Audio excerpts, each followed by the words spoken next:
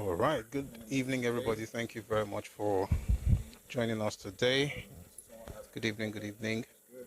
So someone asking about just becoming she's good. Good evening. Hope you're having a wonderful day. Thank God it's Friday. It's the end weekend begins today, right? So we thank God for life. We thank God we're all here today. All right. Thank you for 7.7k likes on TikTok. Thank you very much. Please don't stop our tapping. Don't stop sharing the live. We're going to have an interesting session today, as always. And I'm sure you'll enjoy it. So please just power tap. Let's share the live. Let's try and get the live on the FYP. All right. Thank you very much.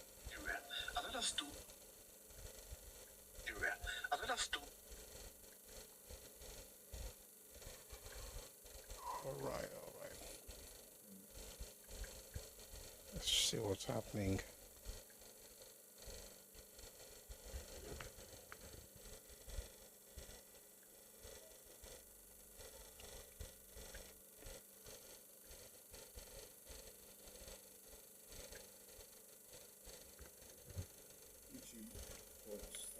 Hello.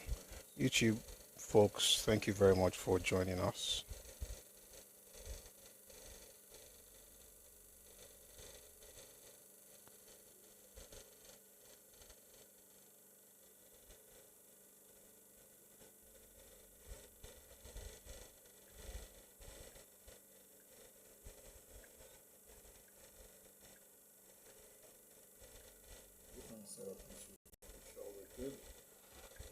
Just trying to set up YouTube to be sure we're good. And thank you for liking the live on Facebook. I see the numbers are going up. Thank you very much. Ibo Jinodu, thank you, sir. Omwagige, thank you. Thank you very much for liking live. I don't know names I can see at the moment, but thank you very much. I see my shirt is not, it is well with my choice of clothing. Sometimes you wear dark stuff and then you're like, you know what, let's switch it up a bit. And here we are. Don't worry. I'll put my hand like this from time to time.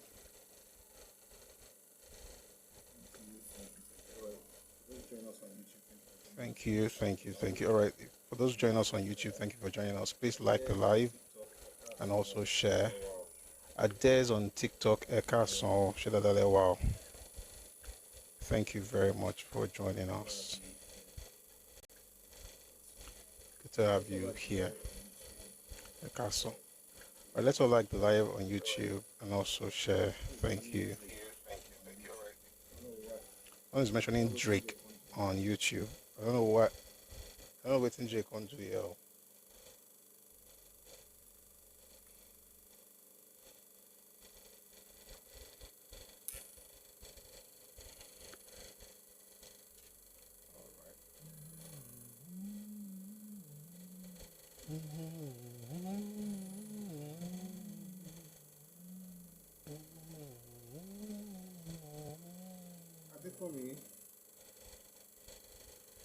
Adekomi.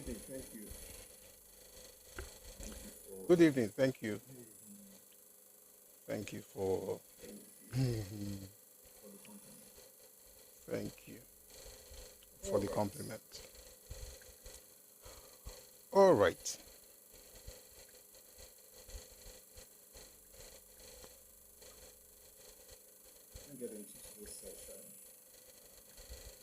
We're going to get into today's session. The big news, I'm sure you must have heard, is that we have a new Minister of Defense in Nigeria. That was the former Chief of Defense Staff, General Christopher Musa. So this is really good news for Nigerians. That's what we're going to start. We're going to start with talks on security, and then we'll move on from there to other things. Please don't stop liking and sharing. Thank you very much. Although we are seeing the numbers go up, we still have Amber Alert here on um, TikTok. So please let's keep the numbers going up. So I was talking about how one of the main news in town the past couple of days is that we now have a new Minister of Defense who used to be our Chief of Defense Staff, General Christopher Musa. And we're going to start with that news and others that have to do with security in Nigeria. First, let's have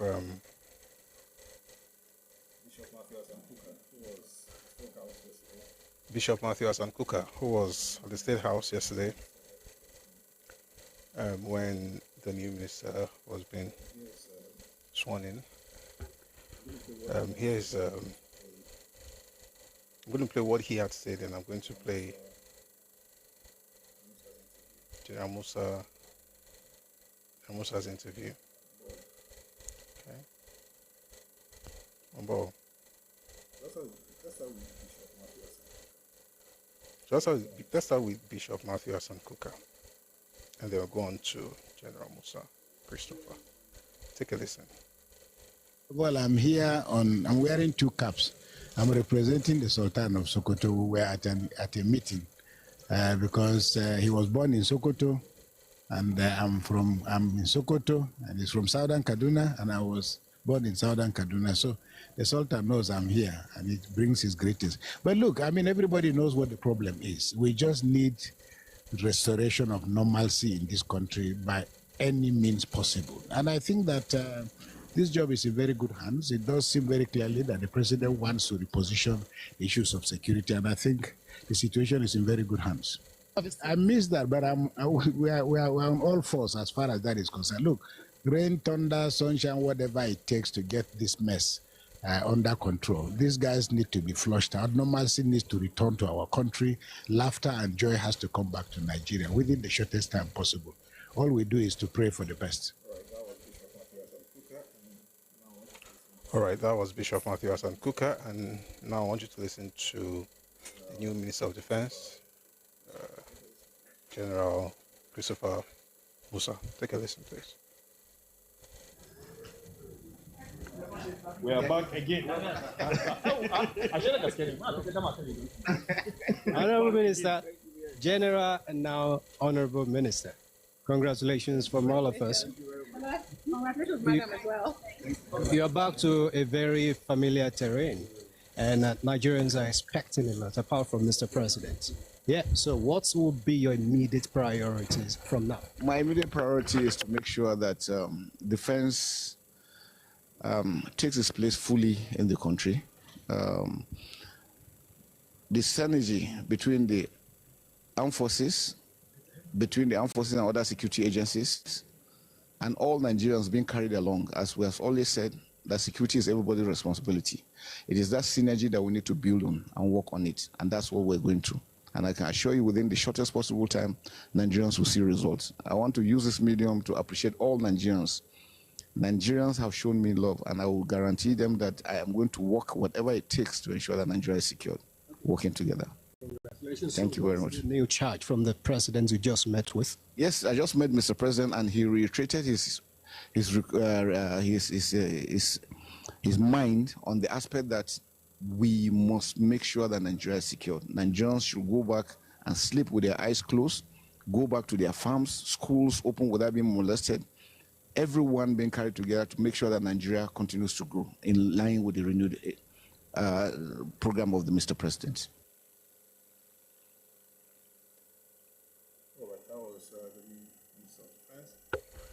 All right, that was the new Minister of Defense.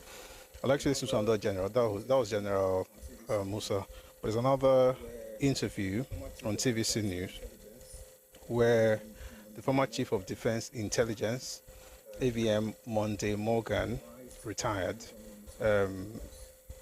advised the incoming Minister of Defense on what to do to make Nigeria security better. take a listen to that exchange.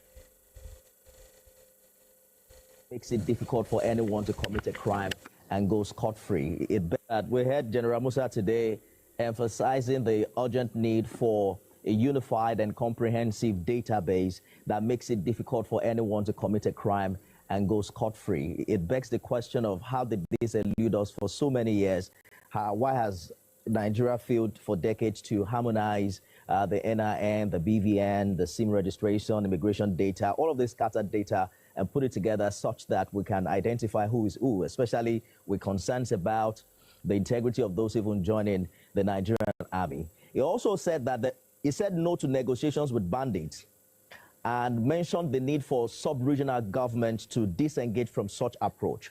Do you think he has the powers now to engage governors at that level? Yes. I think one of the biggest problems that we have, and I have said it down with a number, that the sub-regional governors don't see insurgency as a serious issue.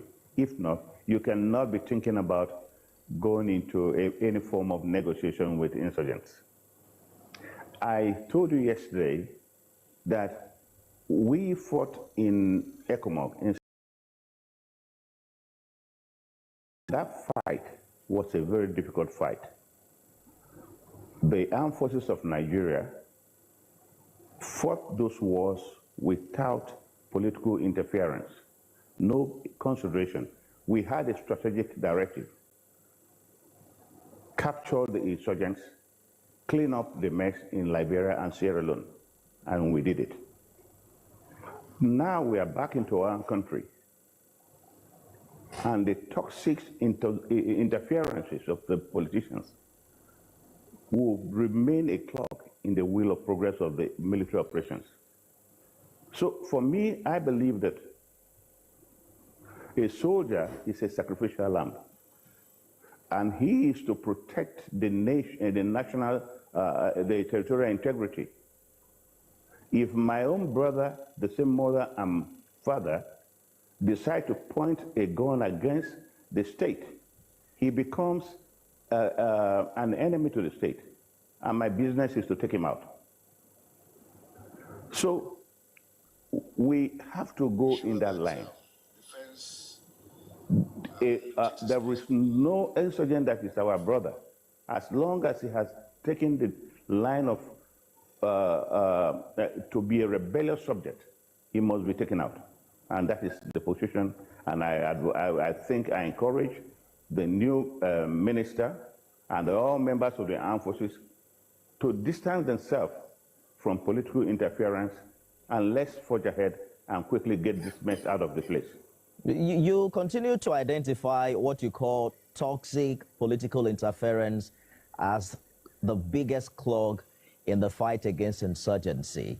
Beyond your words of appeal, what must we do differently? Do you think merely appointing a former CDS as Minister of Defense is going to change that reality? First of all, we are in the process of a formation of Forest Guard. We are also in the system where the president has given a directive for more manpower into the armed forces. So we are going to change our profiling style. A soldier first is loyal to the state and the commander-in-chief of the armed forces. In the profiling system, no politician should influence recruitment. The military has a standard, and they must conform to those standards.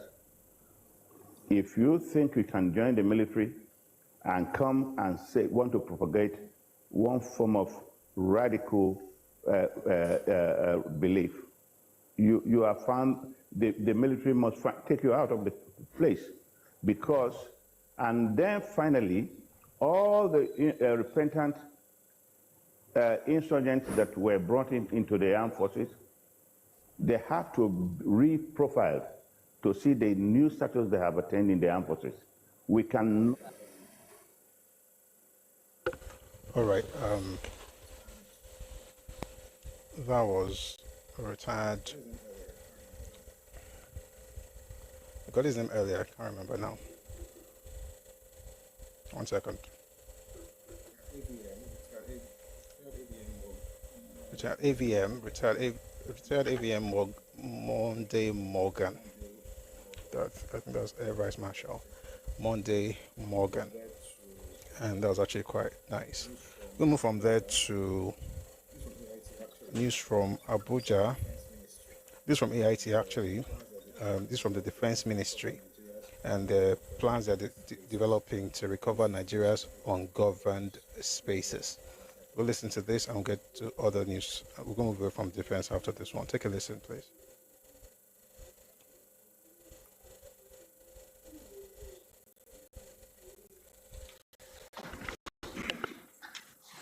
The 2026 emblem launch provided yet another moment for reflection inside the State House as President Bola Tinubu led the nation in paying tribute to soldiers who died defending Nigeria, as well as those still battling insecurity across the country. The President said the annual remembrance is not just symbolic, but a national duty, one that reinforces the collective responsibility to honor sacrifice and protect the nation's unity. From counter-terrorism operations in the northeast to anti-banditry missions in the northwest and security patrols in the Gulf of Guinea, the President said the courage of Nigerian troops remains central to the gains made so far.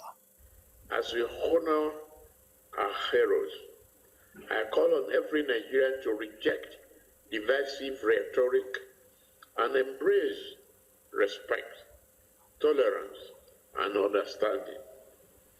Our diversity is a natural national asset that must be projected and cherished. Our armed forces have demonstrated exceptional courage across various theaters of operation. Their efforts have restored normalcy to many communities and strengthened national stability.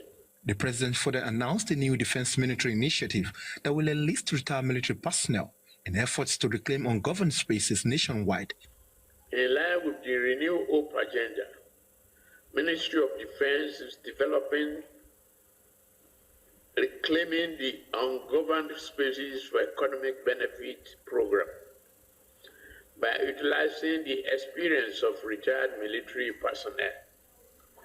This initiative aims to strengthen security and revitalize local economics and prevent the emergence of violence in previously affected communities. To deepen public participation in honoring troops, the ministry introduced a Thank a Soldier QR code platform, allowing Nigerians at home and abroad to send messages of appreciation directly to deployed personnel.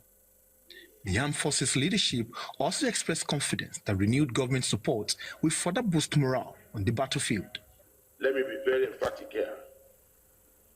The Armed Forces of Nigeria will not relent in its efforts to deliver on our constitutional mandate. Our commitment to safeguarding the lives and property of all Nigerians remains absolute. We are continuously refining our strategies, strengthening our capacity, and deepening collaboration with other security agencies to confront these challenges head-on.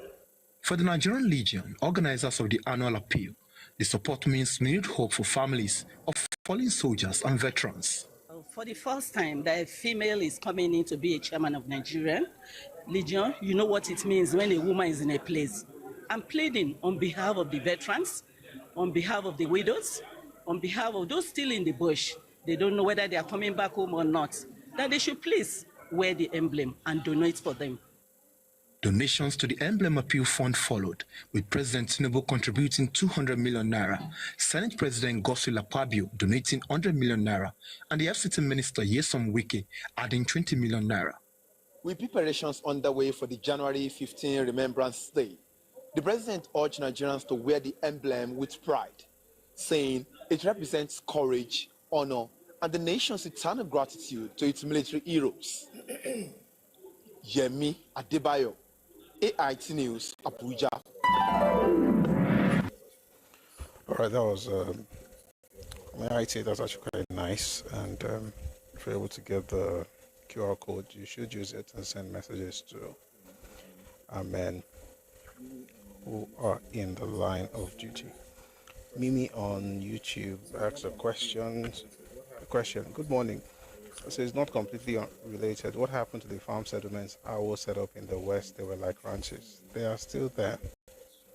And interestingly, to quickly answer the question, there's one called Fashola. It's in Oyo State. It was recently resuscitated by the governor of Oyo State. And it's in use now. And I know that because, there's a video that we talked about a while back on Fashola. I don't know if that same thing is happening in other states, but I know that Oyo State, the Fashola settlement has been resuscitated. But there's a lot of work to be done, and I think the governors and SWDC, they are having conversations in that light. Thank you. So speaking of security, we're moving away from defense now. Just going to talk about some of the things happening now. Great. This is from Fulani headsmen.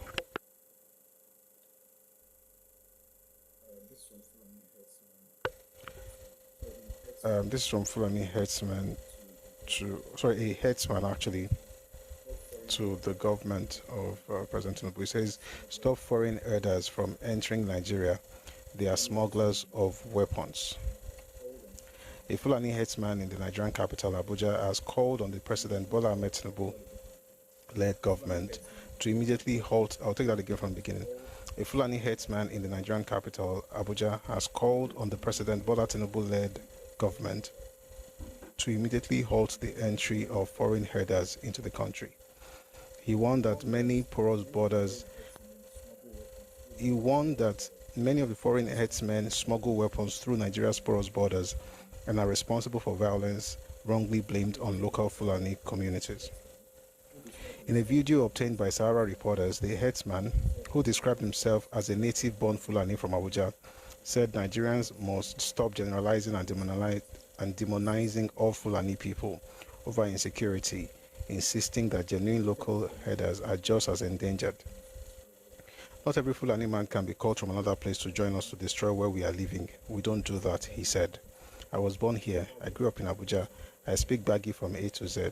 So how will I go and bring somebody from another country to come and cause problems where I live? Is it possible? Well, I'd like you to listen to him say it himself. Take a listen to the line that was interviewed in Abuja. Morning, Malam. Also. Morning. Yes, sir. I met you here on my side this morning, and your cow was running up and down. We are afraid of you people. Now, we are very, very much afraid of you people. Yeah. In this situation now that you see that many outsiders, now not like you, you in this environment now, we know you very well. Yeah. We know if anything happens here, we know where to come and meet you. Yeah. But all these people that are coming, that you people are inviting to come and join people, destroying people's farm, is it a good thing for this country? Thank you for that question. But for my God, I have religion. I am a Muslim. Okay. No any Fulani man we can call from another place to come and join us so that we will destroy where we are living. You are not doing that. Okay. But everybody know that. Okay, let me talk my own now. I'm in the FCT. Are you getting me? So they bomb me here. Yes. In Abuja? Yes. Okay. I grew here. Okay. I can speak with Bagi. Okay. From A to Z. Okay. I school with them. So how manage? I will go get another human being from another outside country to come and join me. Okay. To me, make problem where I'm living. Is it possible? It's not possible. It's not good. It's not good. If I use that way, what will be the difference between me and the animals? Are you serious? I'm telling you. No differences. No difference. It's good that make I join them, they use grass. And all of them, they are going to school. The whole people waiting with me, waiting for my house, they are workers. They are workers, they are working for you. They are working for me. Okay. And the most of things where you people have, let's say land, building, I have it too. Okay. But it's not my way that they can just buy motor, they drive. No be what I studied in my life. Okay. I like this, my business. To enter bush. Yes. To be drive car, begin the do buga. I'm not going that way. Okay. So me now, for this issue, everybody, we have religion, let us fear our God. Okay. This problem is government problem. But you know, you just make a point that these people that they are coming, that is not people that are bringing them, it's government, it's people that go school, and then go bring them. Okay, let me ask you a question. We have border, people don't have border. We get border. Eh? We get border. Through that border. Where are they? If any Fulani, the Fulani way you know for Nigeria, they get difference. Yes. For face. Yes. If you look them, you can know them. You have a very good. So from there, why government? I hear that all those custom soldiers, wait, where they our border. Let them stop to allow those kind of nonsense people to come and enter our country and those kind of weapons with arms. Let the government stop to allow all those kind of things where they came from Libya, Niger, Chad. Let that stupid things not be free to enter our Nigeria. One, and then secondly, I know that me now, for my artists, I know that we Fulani, the way our children used to follow cow, government is supposed to look at our youngers. Yeah. You know why I say that? It not make sense. Okay, like you now, I'm supposed to respect you. Yes. You go school. You communicate with big men. Yes. Are you getting me? What you used to learn through them. I know yes. But if you see me in the bush, you would think that if you wait God bless you, maybe I no get. Yes. I'm supposed to. Yes. So how manage which way where you can enter me to bring you me understand? You are trying. What you are saying now. Let me just make it point for you. You want government to help your children. Yes. Let them educate them. Yes. On what to do, what is good and what is not good. So that all those nonsense we became to teach them how to do bad. That's what we need to. They will not go to that nonsense. Yes. But look at for today now, all our people know the whole Nigeria know any like now FCT in the FCT telling me where like 2 hectares. We government say here let us have it. And let us build school here and make the hospital so that these people let us teach them how to deal with us so that all those kind of nonsense cannot be able to happen. Yes, tell me if you please. You are not a Nigerian. I'm a Nigerian. You have a very good point. Thank you. This morning you have opened my eyes to see. Please, I beg, talk with the government, please. Even we serve the way I do. Fulani. Yes. There's something I want to. There is. You have a very good point now. Yeah. You want government. The point, the beginning was good, the end not so good. The idea that government should give some people land and put hospital is ridiculous, especially when you don't have indigenous spaces in that area. And that literally is appealing to the idea of Ruga. So I understand that he's saying that Fulani from other parts of Africa or wherever they're coming from are the ones maybe responsible for what's happening, and that they're also bothering them and things like that. Government should take care of their children, but I don't think government has to specially take care of the children of a particular ethnic group. You are in a city with other people. Why can't you go to the school that everybody goes to? Why must the government create a space where they now have to put a ranch, and why? It's a private business. This happened, by the way, in Kaduna State, where we said, let them create a place where they can stay, and then before you know it, it became like it's now our own.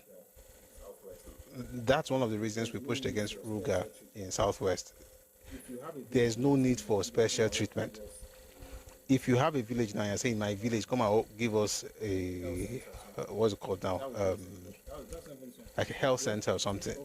That would make sense. But that's not even something, well, when you say government, they'll find a way. Maybe it's AMAC. Maybe it's AMAC or, whichever local government or area council they fall under. AMAC, by the way, means Abuja Municipal Area Council. Or maybe it's Gwagwalada, whichever area they live in. But the point I'm trying to make is that the idea that government should create a place for Fulani and take care of them there, I think it's going back to the idea of Ruga, which doesn't make sense, because they can't take land belonging to other people, tell you to come and settle there, then put hospitals and everything, essentially creating a community for you, essentially handing over to you something like you can now call your own ancestral space in another person's land. That's not going to work. But I understand that there should be ranches, but it doesn't have to be something that we have to talk about government. Even if the government is providing spaces like that, most likely it's the indigenous of those states that will be taking care of cows there, because there is no law in this world that says that only one ethnicity can do that job, you know. But again, that's just what I think about the whole thing. Whatever you think is fine, and then you can speak on it when you come up. All right, we're going to move away from that and quickly get Sheikh Gumi Daily Post. Nigeria says God will punish those behind insecurity bloodbath in Nigeria. Gumi. Popular Islamic scholar Sheikh Ahmad Gumi on Thursday prayed for God's wrath on those responsible for insecurity and bloodbath in Nigeria. Posting on Facebook, Gumi prayed God should punish the perpetrators and spare the innocent. He wrote, quote, "My prayer today, Ya Allah, whoever initiated or is behind this insecurity and bloodbath in Nigeria, whether foreign or citizen, or has any benefit, material or otherwise, or is even happy that people are being killed, or willingly did nothing to stop it, may by your divine power be exposed and your anger poured upon them and punished immediately without harm to the innocent army." Gumi's prayer is coming amid escalation of abductions across Nigeria. That's from Daily Post. Okay. Moving away from that, let's fly to Imo State, where a conference was held yesterday and was quite successful from what I saw and heard. So we're going to listen to some people, some of the speakers at that conference. One of them, past Prime Minister of the United Kingdom, Boris Johnson, and others were there as well. So let's start with, we're going to start with the first female president of Mauritius, Amina Gurib Fakim, and then we'll go to former Prime Minister of the United Kingdom, Boris Johnson. Take a listen to the lady. And if you look at a country like Nigeria, ladies and gentlemen, Nigeria, 1 in 5 African is Nigerian. And this will stand to rise, because by 2050, 1 in 2 working age adults will be African. The 1 in 4 will be African, and by 2100, 1 in 2 will be African. And you can imagine in terms of demography what this represents in terms of potential. And Nigeria is a powerhouse.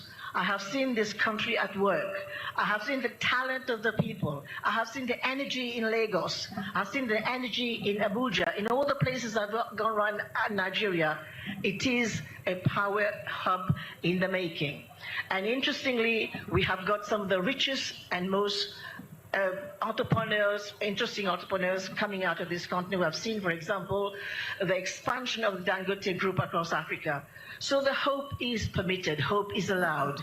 And I have no reason to believe that this country of Nigeria will not do well in the future, because Nigeria, just like Africa, Nigeria is rising.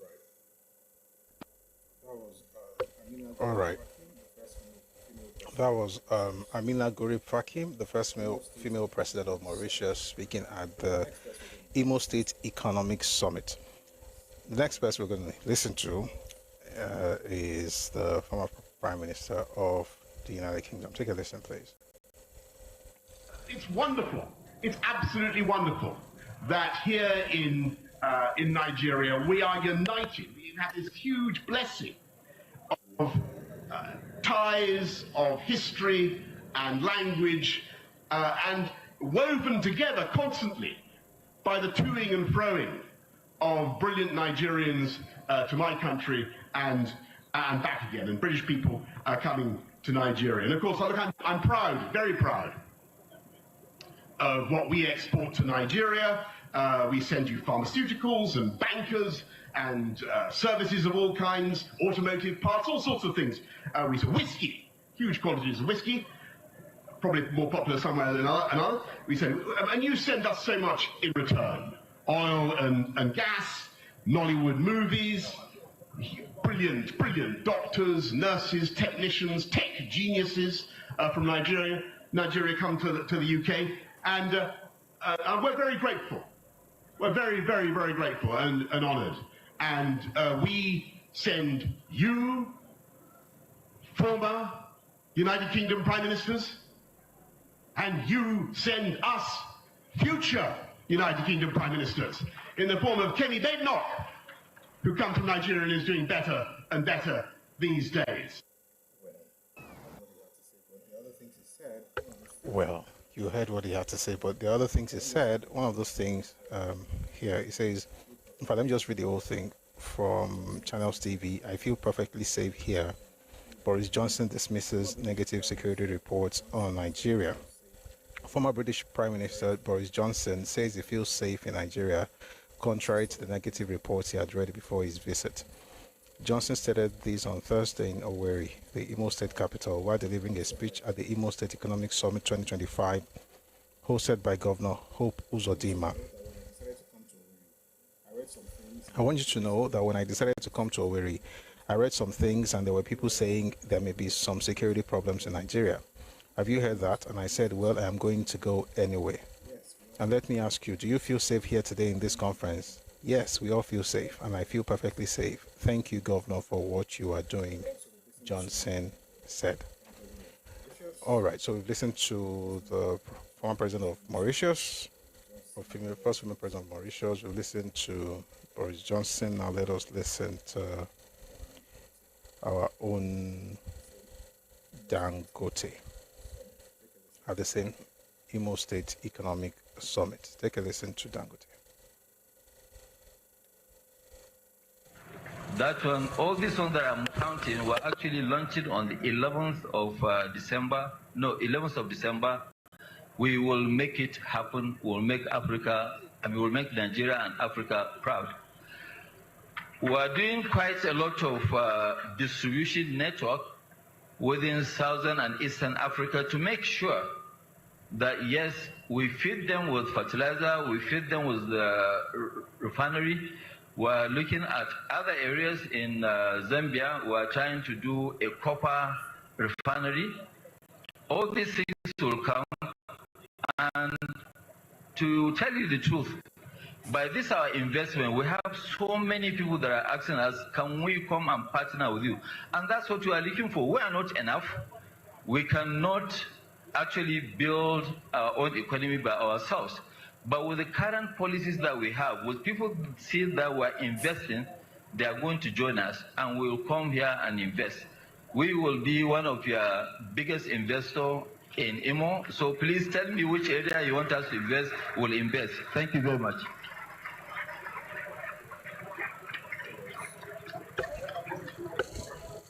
All right, that was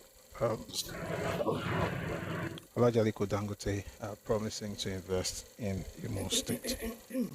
I was going to read, excuse me. I was going to read his report, but I think he already captured it in a speech by himself. Someone else was there to, speak to the people, in person of the Vice President of Nigeria, Kashim Shettima. And he said something quite interesting yesterday. I'll let you listen to it, and I'll listen to something he said a while back, and they will find a way, and then we'll ask the question, is this politics or is it reality? Take a listen to the Vice President, Kashim Shettima. Distinguished ladies and gentlemen, I dare say that Ndibo are the greatest stakeholders in the Nigeria project.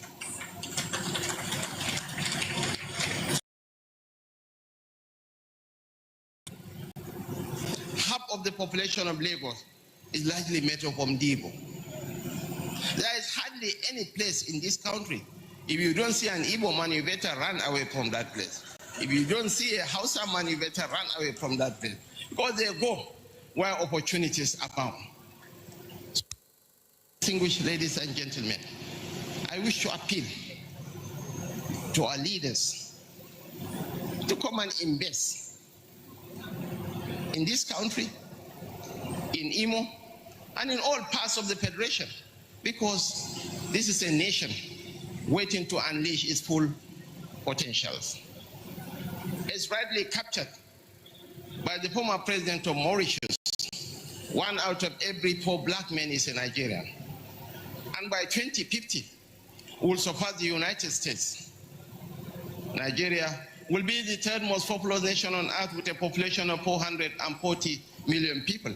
And by the end of the century, when all of us here must become poor tenants in the home of the earthworms, Nigeria will be the most populous nation on earth.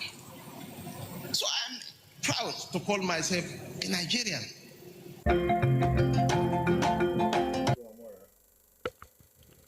Someone says Ogbo Amora. Let me play the other video. Just listen to it. You know what? Is it necessary? No, let's just leave it alone. I think we know his politics are big. Okay, so I don't have to play the other one because Shetima had some interesting words for Igbos not too long ago, but we'll let that slide.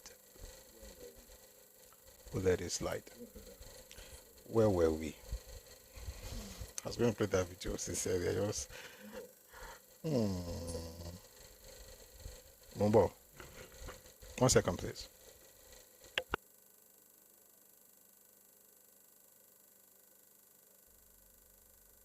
And bring back the money and share it between the 2 regions. So that we are pushing them to the ocean. Most of these markets that are banning them.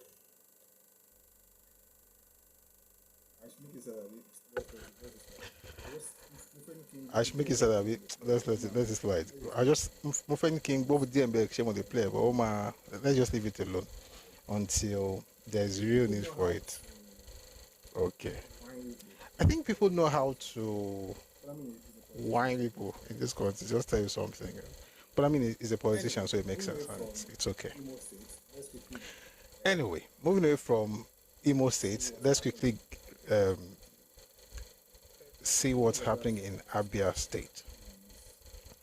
The governor of Abia State, Alex Oti, his aide, made this statement published on Channels TV. Oti's visit to Tinubu focused on Nnamdi Kanu's release, not APC defection, governor's aide. Abia State government has clarified that Governor Alex Oti's visit to President Bola Tinubu on Tuesday was focused entirely on matters relating to the detained leader of the indigenous people of Biafra, Nnamdi Kanu. Special advisor to Governor Oti on media and publicity, Ferdinand Ekeoma, made the clarification in a statement on Thursday. The statement was a response to allegations by a former commissioner for local government and chieftaincy affairs, Charles Ogbonaya, who claimed that Oti met with the president to discuss a possible defection to the All Progressives Congress, APC, ahead of the 2027 elections. According to the governor's aide, Oti's engagement with the President Tinubu was simply a continuation of ongoing efforts to secure Kanu's release and had nothing to do with political realignments. Quote, in continuation of Governor Oti's efforts aimed at securing Kanu's release, the governor subsequently had a meeting with the president after visiting the IPOB leader at the Sokoto Correctional Center on Sunday, November 30, 2025. This is in continuation of earlier meetings the governor had been having with the FG on this matter in the past 2 years. The issue of Kanu was the only subject matter that took Governor Oti to Aso Rock, and to the glory of God, the meeting was both positive and fruitful, as the president was so gracious and generous. Okay. Now, the person that's on Toria Igbawe, that's Nnamdi Kanu. By the way, I don't know what that means. It means the person within the fast on behalf. I don't know how to say that better. He had this to say. I read from Vanguard newspaper.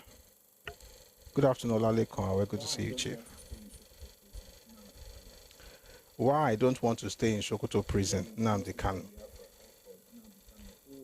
The leader of the indigenous people of Biafra, IPOB, Nnamdi Kanu, who was recently convicted and sentenced to life imprisonment, has filed a fresh motion before the Federal High Court in Abuja, adducing reasons why he should be transferred from Sokoto prison.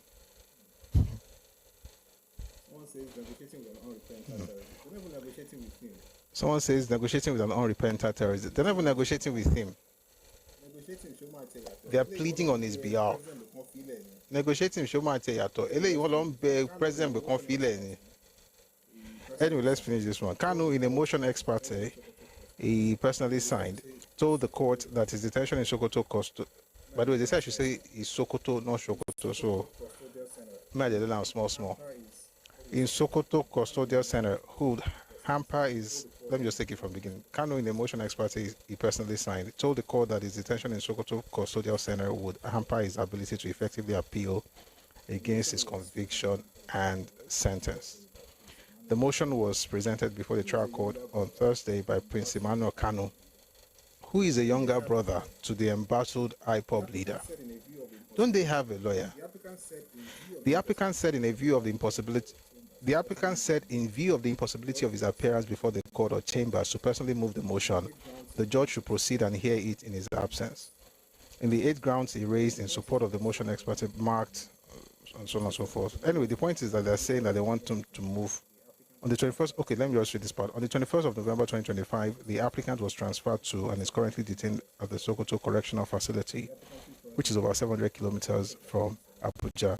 The applicant, who is currently unrepresented by counsel, intends to personally exercise his constitutional right of appeal against the conviction and sentence. I need lawyers on this platform. The preparation of the notice of appeal and the record of appeal requires the applicant's personal interface with the registry of this honorable court and the Court of Appeal in Abuja. All persons critical to assisting the applicant in preparing his appeal, including his relatives, associates, and legal consultants, are based in Abuja. The applicant's continued detention in Sokoto renders his constitutional right to appeal impracticable, occasional exceptional hardship, and potentially defeating the said right in violation of Section 36 of the Constitution of the Federal Republic of Nigeria, 1999, as amended. I actually find it quite interesting that they are quoting the law of a country they called a zoo. Please, if you are a lawyer and when it's time to come up, please come and tell us if the person must file for appeal personally and directly. Because I would expect that these lawyers will be the one doing that job. Anyway, there's another interesting news in Vanguard as well, where the court responded, or the judge responded to Nnamdi Kanu's brother. You need 6 years to be lawyer. Judge rejects Nnamdi Kanu's brother's court appearance. Justice James Omotosho of the Federal High Court in Abuja on Thursday rejected Prince Emmanuel Kanu's appearance for his brother Nnamdi Kanu on the ground that he is not a lawyer. Someone says, you don't know law, Abi. Nnamdi Kanu, leader of the indigenous people of Biafra, IPOB, who was recently convicted and sentenced to life imprisonment, filed a fresh motion before the court stating why he should be at Sokoto prison. The motion was presented before the trial court by Emmanuel Kanu. The applicant said in view of the impossibility of his appearance, we read that one already. Then he says here, you are not a lawyer. However, Kanu maintained that it would be in the interest of justice for him to be transferred to a facility near Abuja to enable him to effectively prosecute his appeal. However, when the matter was called, trial justice Omotosho declined to grant audience to Kanu's brother Emmanuel. Emmanuel had announced his appearance on behalf of the IPOB leader. Justice Omotosho told Kanu's brother that he could not move such application since he is not a lawyer. This ex parte motion cannot be moved on the convict's behalf because you are not a legal practitioner, the trial judge insisted. He implored the applicant to engage a legal practitioner or approach the Legal Aid Council of Nigeria. Oh, sweet. For legal representation, since the law allows it. When I said representation, it is not Kanu's father, brother, sister, or relations I meant. I mean his counsel. I'm not going to the merit of this application now in the interest of justice, but you cannot represent a human being when you are not a lawyer. You can only represent a corporate body. Therefore, you cannot move the application because you're not a solicitor or advocate of the Supreme Court of Nigeria. For you to be qualified as a lawyer, it will take you another 6 years or thereabouts. So get a counsel to move the application, the judge added. That was sweet. Ojo.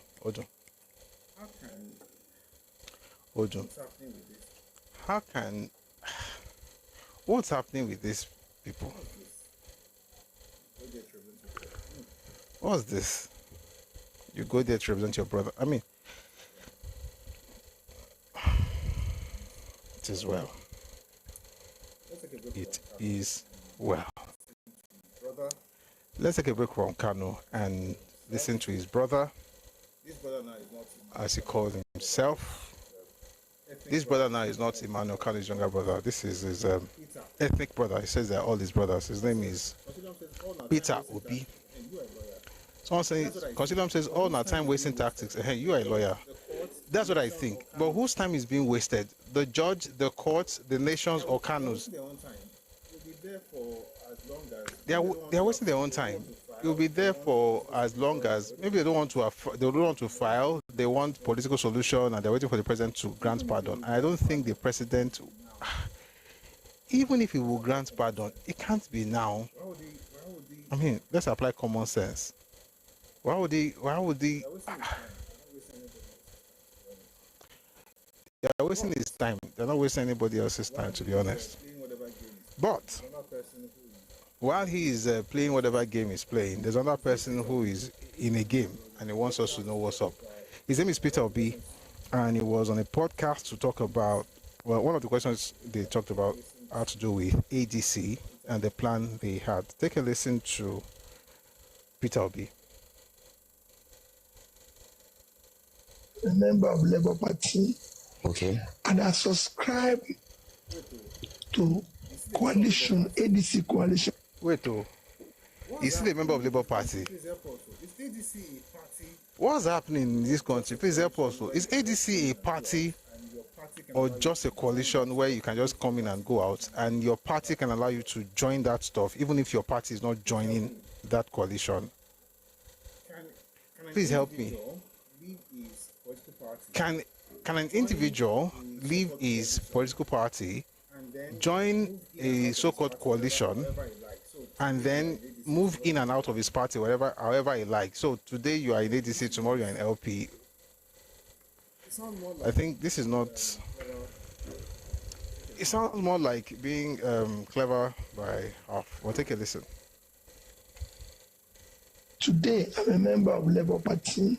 Okay. And I subscribe to coalition, ADC coalition for 2027 election. Okay.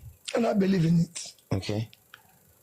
But as much as I believe in it, I need to know the fundamentals that we all agree to respect. But in all this, there's still some fine lines that we need to respect, where things must be done properly, where we must sit down and talk about where we're driving the country to. Today we have what we can say unsigned agreements. Okay. About the presidency. Okay. Unsigned agreements about rotation of offices. Okay. Which is why this person will come from here, this person will come from here. All those things needs to be organized. The reason why it needs to be organized is that if you don't do it, you create confusion for the future. Election is almost here, and you people have not agreed. So what time are you not going to agree? Forget about, even if it takes us 1 week to agree. They do.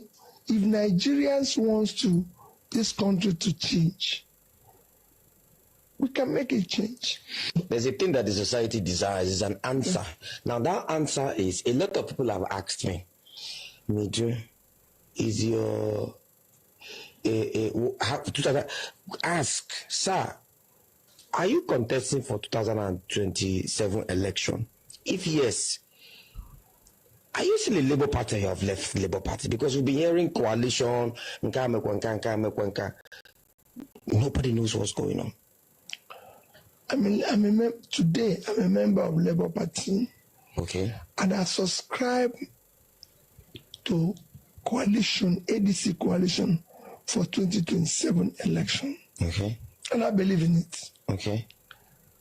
But as much as I believe in it, I need to know the fundamentals that we all agree to respect. Okay. What are we going to do for the average Nigerian person? Okay. Because we are not different people. We are still part of the political class. Yes. Right? So it's not as if there were a bunch of new people. Yes. I respect all those who are leaders there. Yes. Of course, our chairman, David Mark is one of those people I respect. Yes. And I believe have the political sagacity to lead the party. Yes. And so are so many others. We have there people like my own leader, Atiku, somebody I have all my respect for, whom I believe that good of Nigeria. Yes. And wants the best for Nigeria and all that. Okay. But in all this, there's still some fine lines that we need to respect, where things must be done properly, where we must sit down and talk about where are we driving the country to. Because like I said, we are not new people. We're the same political class. So we must come with new idea that Nigerians will trust. We must come with new things, perspective. And we must try to see how we can give Nigeria the alternative that will come with competence, come with a character. We need a new driver. With competence, character, capacity. Waiting they ask, waiting this man they tell us since, because We're not supposed to agree on those things before joining the coalition. We're not supposed to agree on those things before joining the coalition. What's this? Like, what's happening? You are in the party, but you are in a coalition, but it's a good party, and the person in charge is you like his sagacity, but it's a party, but you still belong to another party, but you need to sort some things out. What were you doing before joining that group? Anyway, me, I'm getting tired, but more just finish. Come on, because the thing is still long. Someone, thank you very, very much. And then we have to sort some fundamentals. Someone, thank you very, very much on YouTube. He didn't know. Thank you, T-Maj on YouTube as well. He said he didn't know the fundamentals before meeting with them into a coalition. Which kind of Olodo graduate is Koyemi? If you're going to be part of, Amos, Book of Amos, chapter 3, he says, can two work together unless they agree? You shall agree before you start working together. Not be saying you can't start the work together. Can't say there's some fundamental. It's fundamentals for a reason. You call it fundamentals. Fundamentals. Don't be saying we go the wrong. Can't they say waiting with the fundamentals? But we know where it's going, by the way. But let's keep listening. Commitment and compassion to drive these new vehicles, because it's important.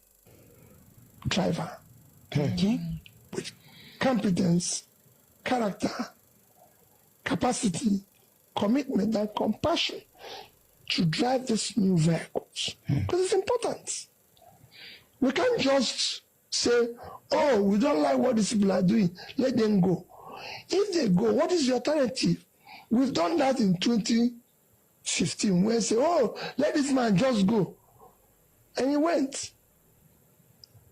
Oh, 2023, let this man just go. So we now have to be clear.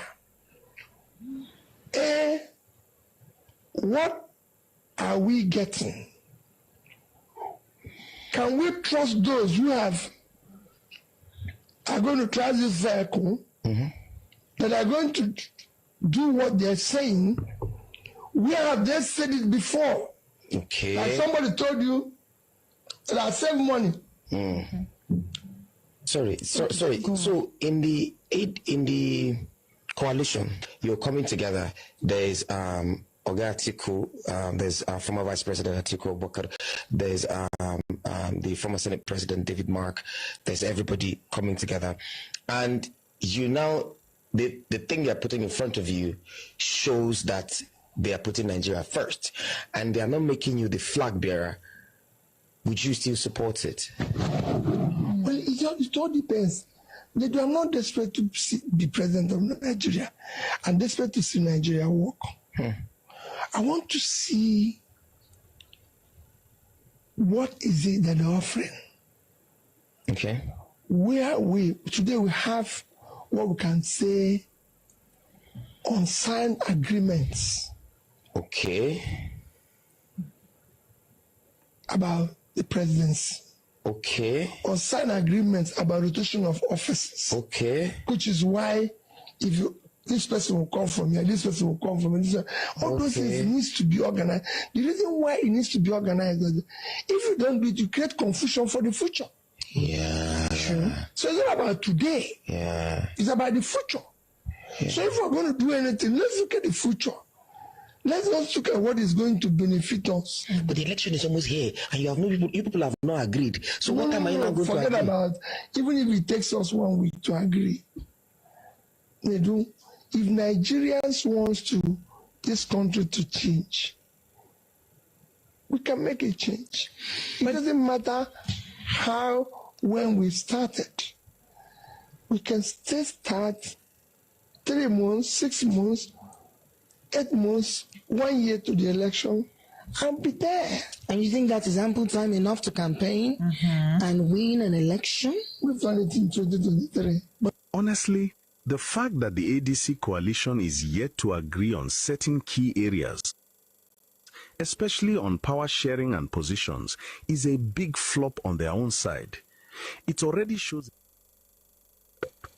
We're in 2025, right?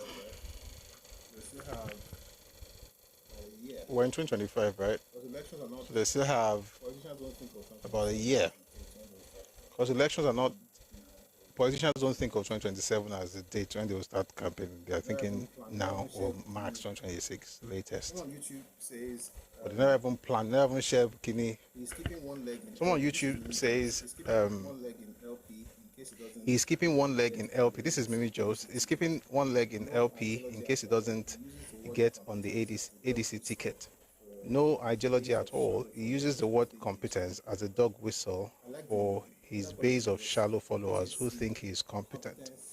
I like what he did was repeating C, competence, character, compassion, characters, chronology, clocking. Just keep using the C, to be able to create as many words as possible. It's interesting. I didn't really get anything from this, If you are not the flag bearer, are you going to support whoever is the flag bearer of the party? You say it depends, but you're not desperate for power. Wow. If you're not desperate for power, you say yes. That's wonderful. Or say no. If you're not desperate for power, you say yes. It's even better to say no. Or say no. This is where you stand. You may be desperate, but at least you are straight. It's even better to say no. At least we know that this is where you stand. You may be desperate, but at least you are straightforward. But no, you are neither here nor there. You say it depends. It depends on what? Competence, character. I can't write the other one. Charisma. I don't know if that one is there, but Shao put a number of C's together. It's quite interesting. What's going to happen going forward? Funny. Anyway, we're going to bring people up very soon. I just want to read all these things and then we can, have you respond to some of these things. You know what? I think I should even do that now. We'll read the others later. I was going to. Should I play this earlier actually? And then Nnamdi Kanu. Okay, this is what we're going to do.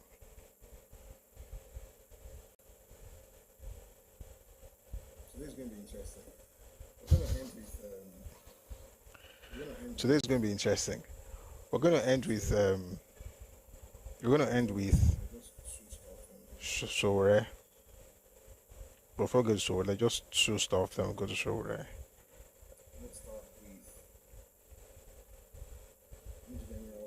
Let's start with Major General John Eneche retired. He had an interview on Arise News and he said something quite, interesting. No. Not this device. Let me transfer to the other one. Take a listen to Eneche. Again, this is not the pastor. This is Major General John Eneche. All right. I align myself completely with Musa. Why am I saying so? I have been involved and monitored the situation whereby you bring the ransom, they will ask for more. They are not sincere people, and they can never be sincere. And at the end, they end up killing the people. While I was in service, it happened to an officer, a colonel. Bring motorcycle, bring ransom. So the way out of this is to come up with our indigenous homeland security whereby we use locals. These people are trackable. They are traceable when you use the real locals. Now, what am I talking about? They will track them, follow them to the forest, to everywhere, and tackle them.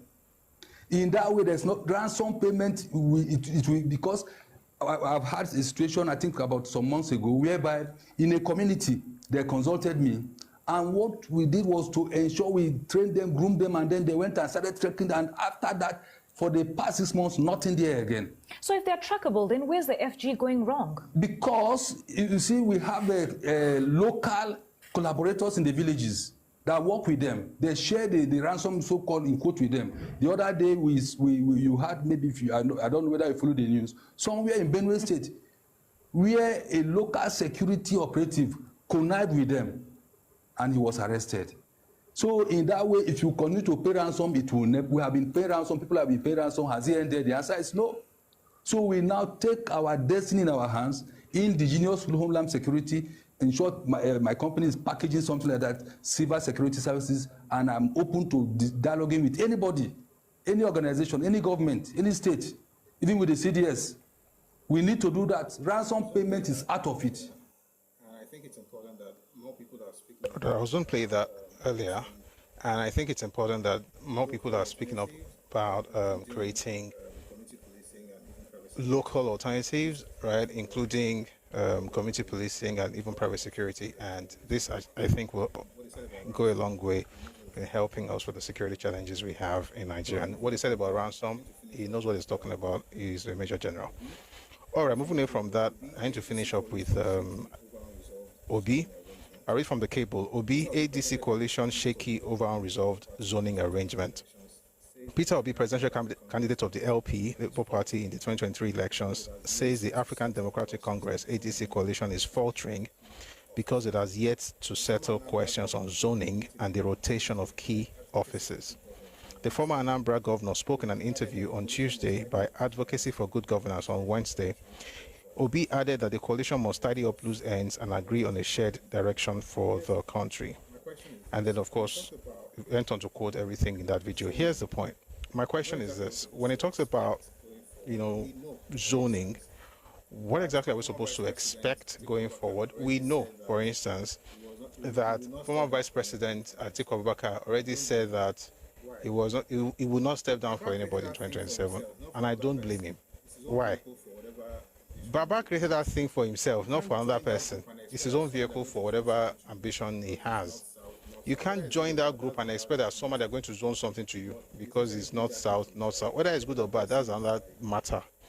But he essentially built that thing for himself. Every other person is like helping him to accomplish that goal. But I don't understand what Peter Obi is expecting to see. Is it that Rotimi Amechi from the South will be? Because, of course, there's Rotimi Amechi, there's Peter Obi. By the way, I saw a tweet a while back when someone said that Abubakar should become the vice president. Atiku Abubakar should be the vice president to Peter Obi. Number one, that's actually... No, it's actually unconstitutional because it has been vice president for 2 terms. So it's clearly impossible. But beyond that, it's also insulting. Even we say that politics, what does Peter Obi have that will make Atiku Abubakar become his vice presidential candidate? What? Obedient? That group has unraveled. As in, the entire thing has been demystified. There's really nothing like that again. If you notice, more than half of those championing obedient movement in 2023 are now speaking up for IPOB. It was just a mask. Everybody knows exactly what's happening right now. So the whole idea of obedience is not what it used to be. And people, I think they've already overestimated themselves and their influence or their relevance in Nigerian politics. But we'll see how it goes. And hopefully, like Mimi said on YouTube, if ADC doesn't work for him, perhaps he has plans to get back into Labour Party. All right, before we go, Ekiti State government wishes to notify the general public that booking is now open for commercial flights to Ekiti on the United Nigeria Airlines platform. So if you're a resident, visitor, or business traveler, you can now book direct flights to and from Ekiti, Abuja, and Lagos via the airline's official website. The airline is called United Nigeria Airlines. All right, that is an advert that nobody paid for, but it's Ekiti, so it's our own. We have to push it. All right, this one's not an advert. This is actually news, but I find it very Oribako. President Donald Trump, as President of the United States, President of Congo, and President of Rwanda had what you'd call a press conference. Is that what they call it? Where they signed documents and whatever. Take a listen to the president himself say what it is they did. Take a listen, please.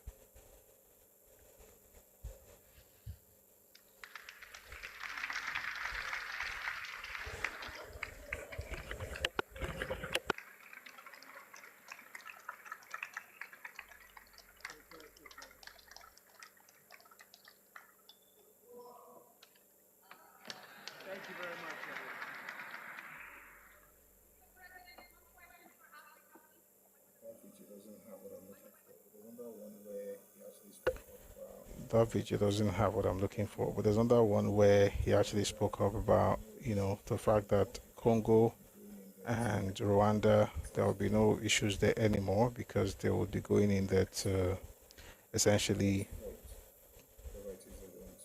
explore or exploit whatever it is they want to. Let me play. Okay, I found it. It's in Clash Report. This is Clash Report, and this is President Trump. Maybe this was what would have happened in Nigeria if they had come in guns are blazing because they're coming to help you fix Nigeria. Listen to him talk about how they're going to fix Congo. Take a listen, please. Is also signing our own. Today, the United States is also signing our own bilateral agreements with the Congo and Rwanda that will unlock new opportunities for the United States to access critical minerals and provide economic benefits for everybody. And we'll be involved with sending some of our biggest and greatest companies over to the two countries. And we're going to take out some of the rare earth and take out some of the assets and pay, and everybody's going to make a lot of money. Today, the United States is also signing our own bilateral agreements with the Congo and Rwanda that will unlock new opportunities for the United States to access critical minerals and provide economic benefits for everybody. And we'll be involved with sending some of our biggest and greatest companies over to the two countries. And we're going to take out some of the rare earth and take out some of the assets and pay, and everybody's going to make a lot of money. Today. So, I'll read the full stuff from Clash Report. Congo and Rwanda signed U.S. brokered peace deal in Washington. The accord reaffirms commitments first outlined in June 2025, including security de-escalation and coordinated economic development. Washington describes the agreement as the result of months of intensive diplomacy, linking regional stability to better access to critical minerals. I kind of like how they always adding that clinical minerals. And we're going to talk about some of the minerals in Congo in a bit. Congolese President Felix Tshisekedi and Rwandan President Paul Kagame endorsed both the peace accord and a regional economic integration framework negotiated in November. The pact includes provisions for security cooperation and mineral sector alignment and I'll take that again. The pact includes provisions for security cooperation, mineral sector alignment, and cross-border economic planning. U.S. officials said additional agreements on critical minerals and security partnerships are also concluded. During the signing, heavy clashes were reported in South Kivu, where M23 rebels and the Congolese army exchanged fire. Rebel representatives accused government forces of bombing civilian areas, while Congolese officials called the fighting proof that Rwanda doesn't want peace. While they are signing, they are still fighting. Anyway, why is Congo important? Because Congo has an amazing deposit of rare earth minerals. 70% of the world's cobalt is in Congo. I mean, 70% of cobalt in the world right now is provided by Congo. So it gives you an idea how important it is, and also what President Trump said when he mentioned that they will go there. There will be peace, but they'll also be able to extract and, take critical minerals, and then they will take big companies there, and then they will make a lot of money. I guess everything is about making a lot of money. Everybody will make a lot of money. I hope the money gets to the people, though. That's another thing that will actually help to bring peace in the region, I believe. All right, moving from that, just one or two more stuff that will bring people up.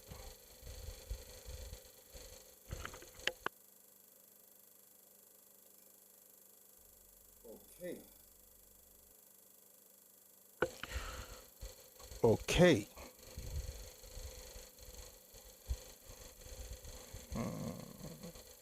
Just a second, please.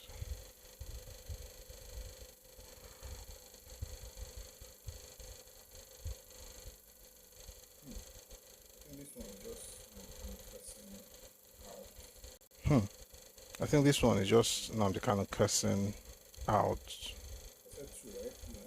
his brother. I said two, right? Yeah, there's a gentleman here, there's Showore, and then another gentleman who is from Igboland. Showore had this interesting thing to say about Sokoto and what Nnamdi Kanu has done in Sokoto. I wonder why Nnamdi Kanu is asking to leave Sokoto if he is this powerful in that same Sokoto. Take a listen to Motidilitio.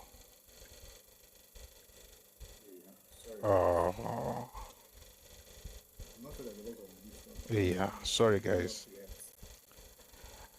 I'm not sure there's a lot of wisdom. Let me not preempt. Oh dear. And I had it just now. I played it. I just didn't think it should play on this device. You know what? Let's do it this way. I'll play something from the Sultan when he spoke to Showore. He spoke at an event that Showore was also present at, and then he mentioned called Showore president and what he thinks he should do. So we'll play that, then I'll now find the other video while this plays. So take a listen to the Sultan of Sokoto, Muhammad Sahad Abubakar. To thank the agency, and I urge you, don't look. So I want to thank the agency, and I urge you, don't look back. You have criticisms, you have critics, let them talk. But listen, those you bring close to you, like President Showore, bring him close. When I say president, president with small p, not capital P. It's only President Tinubu has capital P. So President Showore, come close, say your own mind. There's nothing wrong in you saying your mind. Because the more you allow somebody to bring out what is in chest, the better for you and him. The moment you turn down somebody and try him, and then you allow him to go haywire. I think it's very important. So when I was coming in, I met President Showore there. I was very surprised to see him. But I'm also very happy to see him because we will hear from him what are the issues that he thinks the government should do or must do for him to be a happier person. Because when he's happy, the people that follow him, that respect him, that believe in him, will also be happy. And that's life. But the more you tie somebody down, tie his neck, twist him, and he can't talk, you'll be saying, you don't know what he wants to say.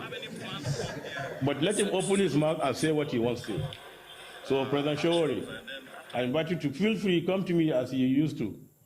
We met a couple of times at the peace committee meetings when you were gunning for presidency. Maybe one day you'll be at this Aso Villa as president.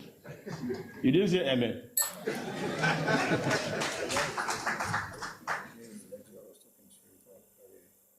All right, that was the Sultan of Sokoto, and here is the video I was talking to you about earlier. Take a listen, please.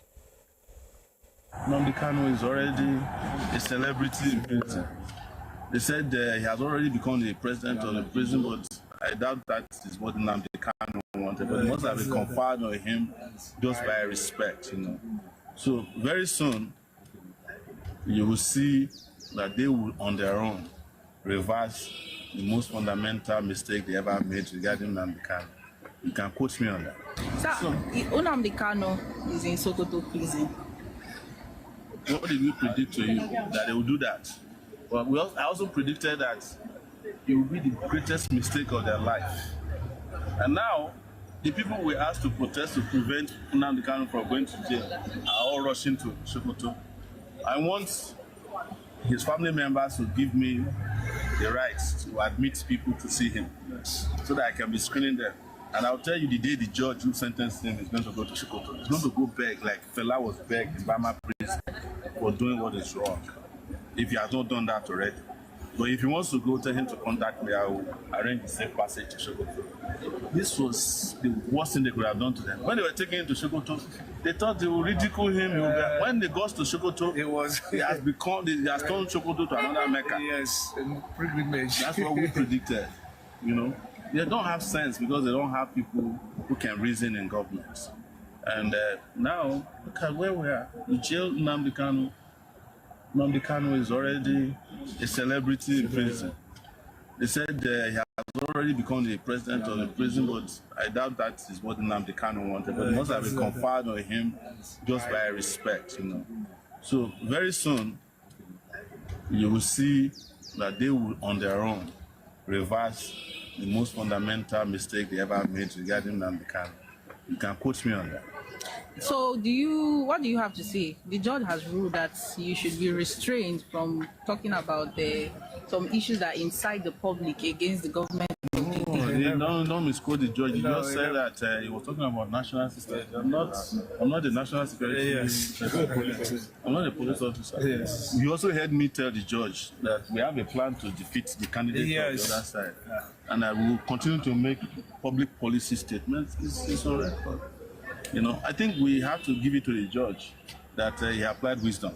So, Aniu Ribadu has been seen of late talking about the safety of the abducted. He was even reassuring the families of the victims that their children are well and safe while in captivity. Doesn't that speak of? Well, what Nuhu Ribadu has come to tell you is that he's the new chief negotiator with the terrorists. So, and that's probably what Tinubu appointed him to be doing now.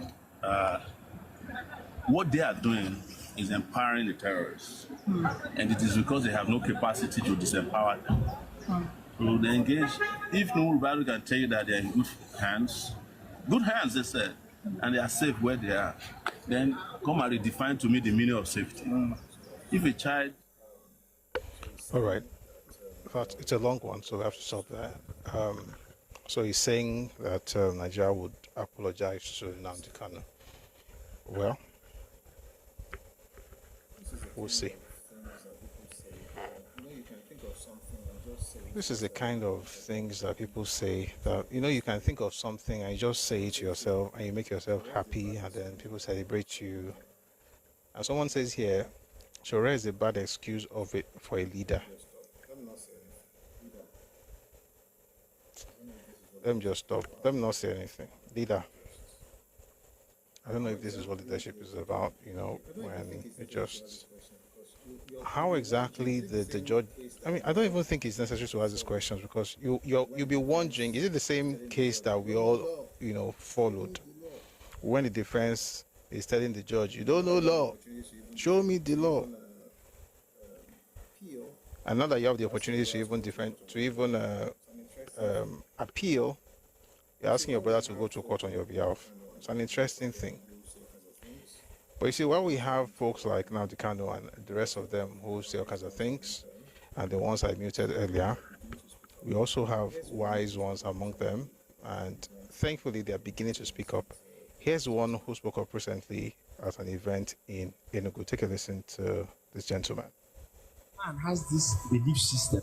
The Igbo man has this belief system that money can actually solve every problem. So he can actually kill someone, or so will go meet you. That's if he spends enough money, the matter will be closed. That is why they are demolishing your houses all over Nigeria. It's not because they are targeting Igbos. An Igbo man is the only person that you tell you cannot buy that land. It's on a floodplain. The Igbo man will say, don't worry. No, tell me that. And he will start with you that gave him the advice. He will close your mouth with money. You will sell the land to him. Do the documentation. Knowing fully well you shouldn't build there. Then when a pharaoh that doesn't know Joseph comes and demolishes the building, because we are the people who believe that money can do everything. If they have 100 houses there, we own 70. So it looks like we are profiled. But the truth is that we are the people who invest in property, and we are the people who must invest, so we buy anywhere. Abuja, same story. Lagos, same story. We have a sense of impunity that if you have enough money, you say, you see, one day, he said, when we get to that bridge, we'll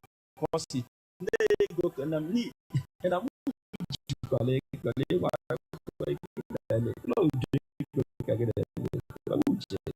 Don't worry, what we get there will solve it. Then when the good disaster comes, he will start looking for media houses to shout and on this.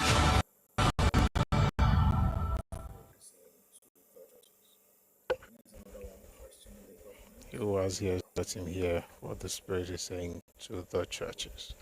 And there's another one questioning the government about money made from. And please, if you would like to contribute, kindly send your request. Once this is done, I'm going to bring you up and then take a listen to this one. Has gold.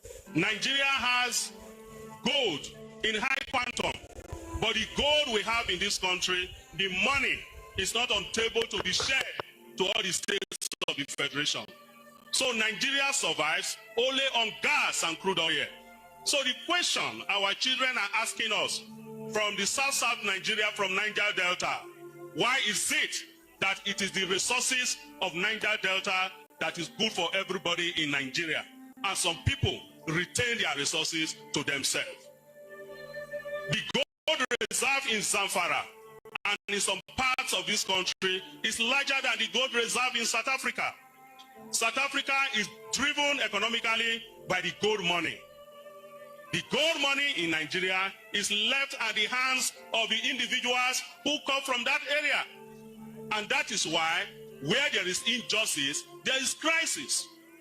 The crisis you have today in northern Nigeria is linked to the extraction of the solid mineral. That is why you have crisis everywhere in some states. So Nigeria government should ensure that there is justice. All right, before I bring people up, let me quickly say something. There are things we say that are very emotional, and you even play very nice music. Makes everybody feel like, oh, something's wrong. The truth is, you can talk about people illegally mining gold, and you would be right. But the assumption that the funds that are legally generated from the mining of gold and other solid minerals in Nigeria is not shared among states like oil is not true. That claim is not true.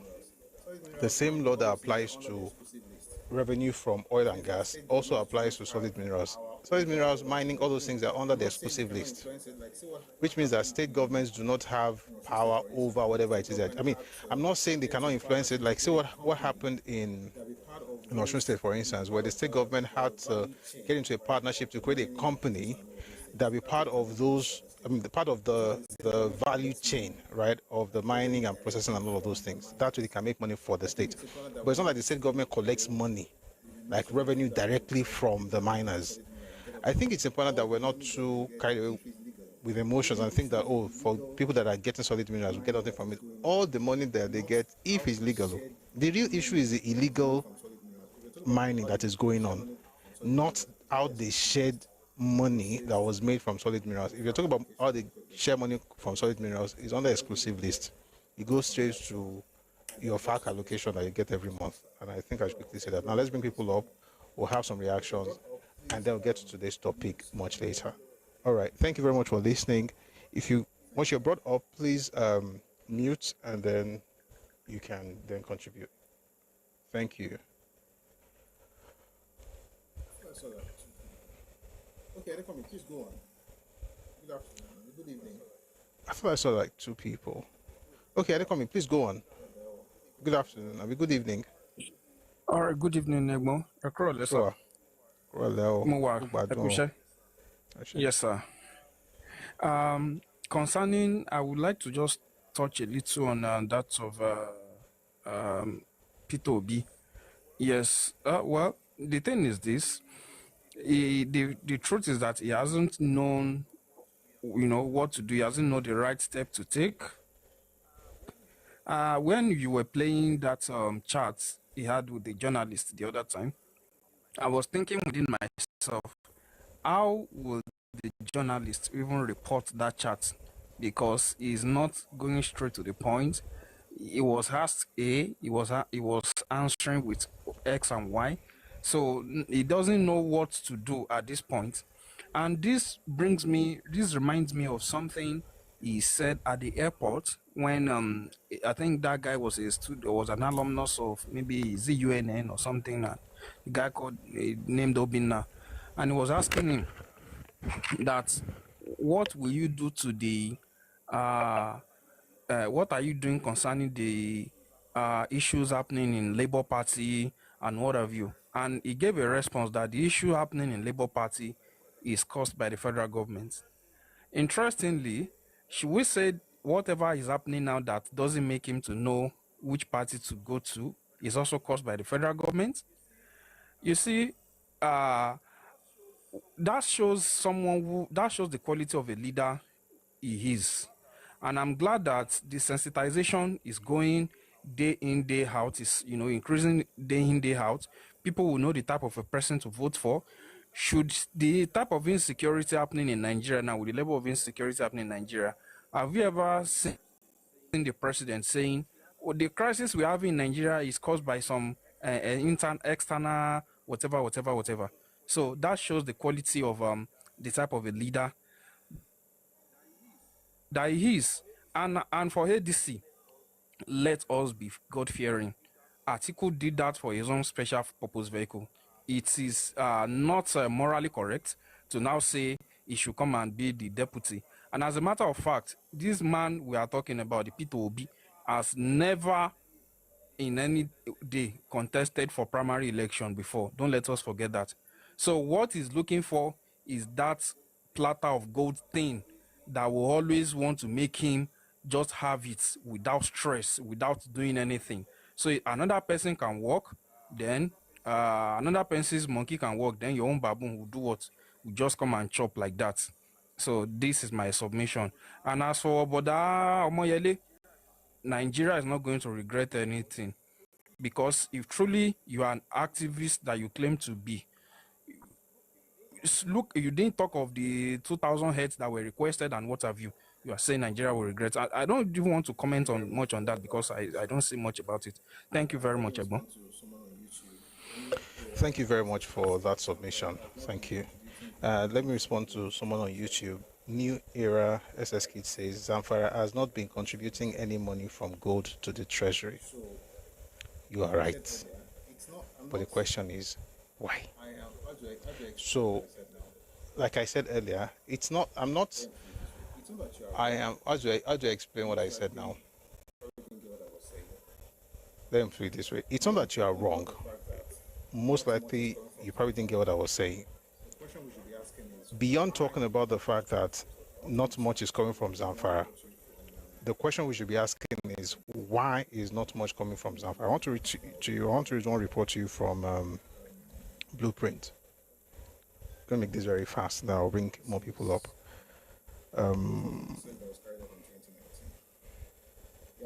This is, but this was a research that was carried out in 2019.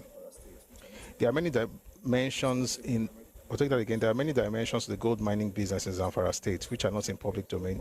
And so Sanusi Mohammed, who wrote this report, is going to review some of those details to us in a bit. Gold mining in Zamfara State has become a source of income, not only to some persons in the state, but thousands of people from neighboring states like Sokoto, Kebbi, Katsina, and Kaduna. However, findings reveal that gold mining activities kick-started properly in the state between 2008 and 2010 by some local miners. As a result of this, thousands of people from far and near penetrated into the state to earn a living through local mining exploration. There's something I'm looking for. Okay, I found it. Influential persons are also involved. Investigation by the Blueprint reveals that some highly influential and prominent personalities are allegedly involved in gold mining business in the state. Report says, this is where I'm going. Report says that mining activities have been going on for over 10 years in the state illegally without licenses from the federal government. That's why when I was speaking earlier, I didn't say that people are not mining. I'm saying that the real issue is not whether one is coming from Zamfara state or not. It is if the miners got licensed to do it, if it's legal or illegal. So if you go after that, then you can now have a proper process that ensures that the people who are mining are licensed to do it. Therefore, money can come from them to the government. So it's not so much to say that what you're saying is wrong, that not much is going, in fact, very little is going from Zamfara to the federal government. But the real issue, or the reason for that, is because you have illegal miners. And by the way, illegal miners do not necessarily refer just to people who are going with through, mud and clay and sand and stuff to get the minerals out. They are major financiers who are rich, who are influential, who are also backing some of these people up. So the thing is really to get to the root of the matter, which is to ensure that mining is actually standardized and that people actually, are able to, just like you have to get licensed to get, to begin to explore, other oil and gas, for instance. You should be able to do that for other minerals. So we're on the same page, new era. I think there's another person trying to come up. I'm also trying to take a break for a bit. I'll just read some things here from YouTube. Olagunju Emmanuel, good to see you, sir. It says no adult Yoruba man will vote for Peter Obi. I agree. All right, senior advisor, good evening. Evening, sir. I'm very well. Good to see you. How are you? This is your first time up here, right? This is your first time up here, right? I was trying to place you, but thank you for joining us.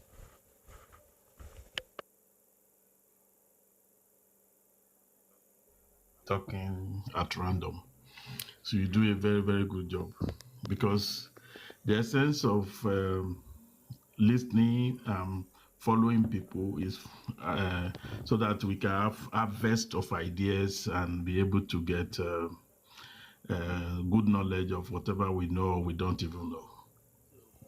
So Nigeria is a project that all of us should invest in, whether we like it or not. I don't Sorry, care. one second, senior advisor. 1 second. Yeah. Everybody, can you hear him? Because I can hear him. People are saying they can't hear you. So, were you able to? Could you hear him just before I unmuted the mic? You could hear him. Okay, good. Okay, so please continue, senior advisor. All right. Okay. Sorry for that. Can they hear me now? Yes. Please go on. Very good. So I listened to your programs. I join with keen interest, because I like knowledge and good knowledge, not just knowledge for nothing. So I appreciate your efforts and your way of doing things. It's quite good. Nigeria is a project that all of us must invest on, because that's where we belong to. We are talking from abroad, maybe UK, Canada, Australia, but US. But those countries are where we run to, but where we can base, whether at the time of old or now, or when the country is good, is our Nigeria. All of us have that as our own country. So that explains why some of us were 100% against our sister Kemi when she was doing what she was doing. I don't listen to vituperations. I listen to things that can contribute immensely to my life. So because all of us know why we left the country. So straight to two issues that we discussed about Nnamdi Kanu and the condition of the country as general. Igbos are highly blessed set of people, and they are blessed. They are everywhere. They can turn one to become 100. They can do anything to surprise everybody to make them the best. But unfortunately,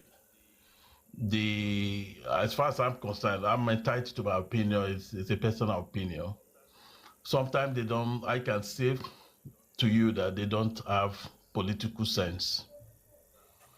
I might be wrong, I might be right. People can do anything to make things good. They can do any business, they can turn things around, they can jump into a bush and make that bush a city within 1 minute. But when it comes to political sense, they don't have it. I'm sorry about that, they don't. The issue of Nnamdi Kanu, I follow Nnamdi Kanu right from time. It's a type that doesn't know what it takes to be called a leader. People compare him to Sunday Igboho sometimes, and I laugh mischievously because I don't know why people compare him to Sunday Igboho. Sunday Igboho has an agenda. He said that the Fulani people came to his village and they killed, I think, a big man from US who came to make a farm and things like that. And okay, I don't want them in my village again. So when he was doing that, everybody applauded him. Everybody believed that what he was saying was good. But when Sunday derailed to start talking about Odua Nation and things like that, I'm very, very clear that Gani Adam called him and warned him that this project you want to embark on is a big one and we need time and we have to do our in-house things before we can be able to jump into that project. It's a big one. But it wouldn't listen, and we also, all of us saw the adverse effect of that. So, but I'm not blaming him, he tried his best. But there's something he did that made him to be Omoluabi, as Yoruba we call it. He came back, he wanted to come to Nigeria from Germany. He was denied to come to Nigeria with his passport, Nigeria passport. So he tried to come with, he came with, I think he traveled to Nigeria with German passport. Sorry, remember that before he even got to traveling from Germany to Nigeria, he had been incarcerated in Benin Republic for a while. That also happened. So that's correct. So when he was in Benin, he got favor both from Benin people and Tano, the president of Benin. Because Tano never knew the type of person he was. So when the Yoruba community in Benin and everybody spoke to the president and said, this guy is not what they call him. Remember the ambassador to Benin that time was the chief of army staff, Brutai, was sent to Benin.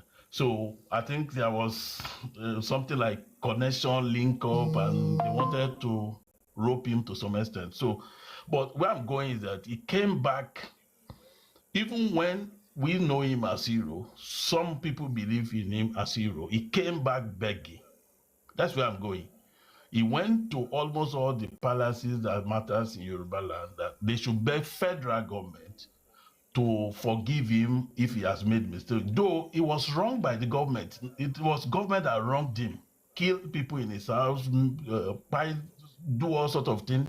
But he came back, he wanted to be accepted back to the society and things like that. If you marry that to what my brother Kalu is doing, I don't know. The audacity is too big, it's too much. You said you will give out everything you have if it's not found out to be that Sudan, the person in Nigeria came from Sudan, the president of Nigeria, he called the name, he said it's a Sudan, it's from, I called, what is the name he called that? Jubril from Sudan. like that, you are a leader. Then that was a sharp derail from whatever you are agitating for. You want people to follow you. But by the way, there was Ohaneze Digbo. There was a lot of group in Igbo land that this guy never aligned with. When there was a time, the head of Ohaneze Digbo, Owasrike lived at additional street in Ejesha.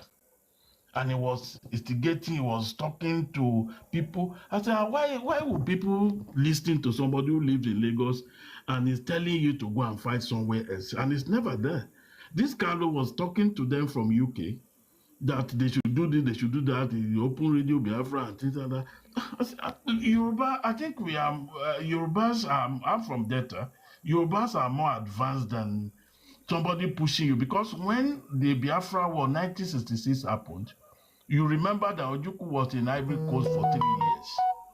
There's no record, to the best of my knowledge, that ever says that any member of Ojukwu were killed during that war. No, none of them, because he was in Ivory Coast, even himself. It was Philip Ekong, a Calabar man, that fought that fight to start to the level of getting and surrendering to Obasanjo during that time.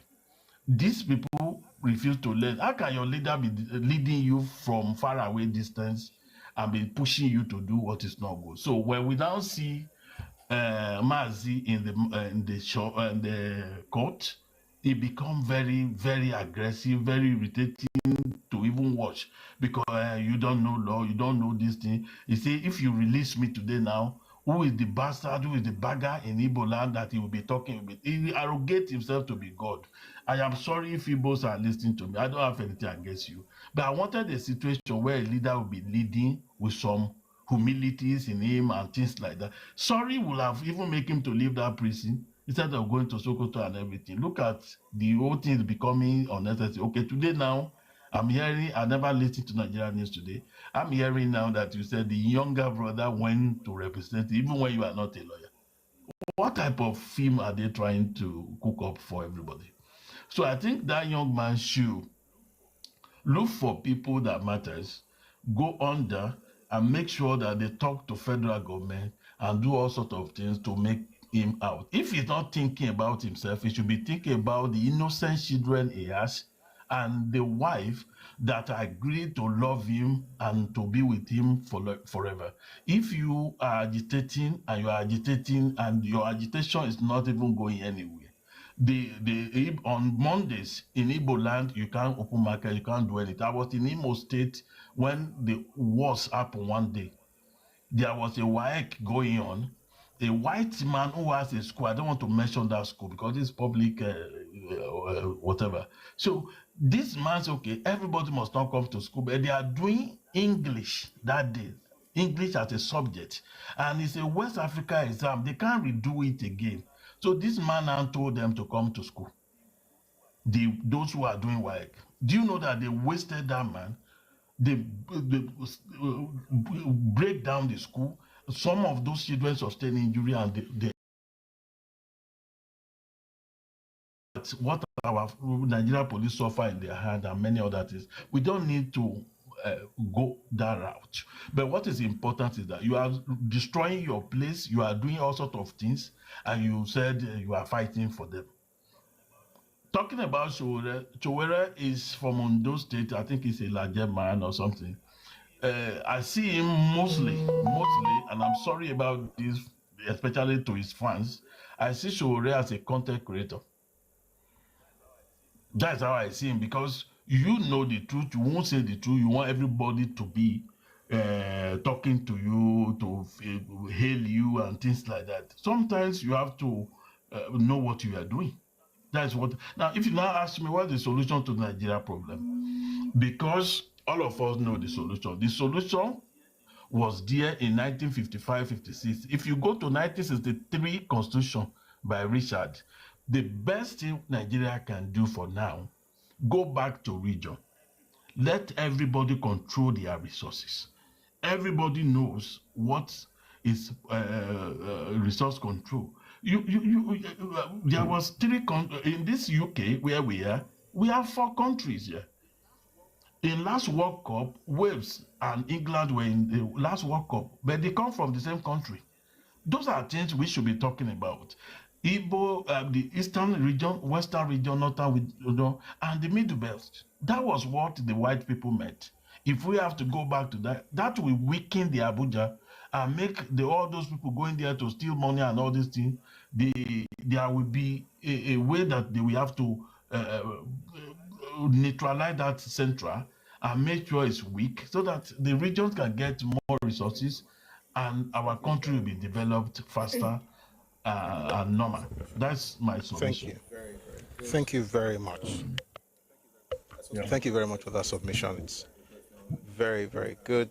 And I saw someone in the comment section say it's F Young, yeah, Philippe F Young. And Ojukwu was away not for 3 years, but for about 12 years. He traveled, he left Nigeria in 1970 for Cote d'Ivoire and then returned in 1982. So I was away for 12 years. But, I mean, the thing you said, fantastic stuff. I don't know, but let me ask you this question before you go. Let me just appreciate what you said. So, let me just appreciate what you said. But I will say this, though, that the 4 regions are never coming back. As it is right now, I don't know, maybe we'll have, I don't know, between 5 and 8 regions. And already, the framework for regionalism is already in place. If you see how things are going, the Northwest Development Commission had a meeting last week talking about what they want to do. Southwest Development Commission, had a meeting as well.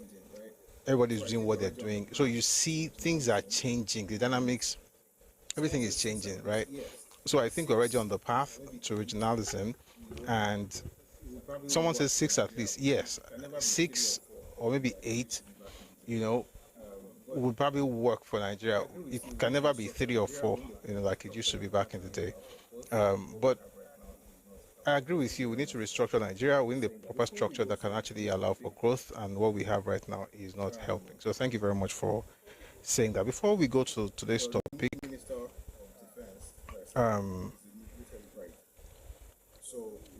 the new Minister of Defense, like I said, is the latest bride. So I'm just going to play some things about his arrival at the Ministry of Defense in Abuja earlier today, and also what he said at the meeting with service chiefs and directors of the Ministry of Defense. Take a listen to these 2 videos. First, he received a rousing welcome by officials of the Ministry of Defense. Take a listen.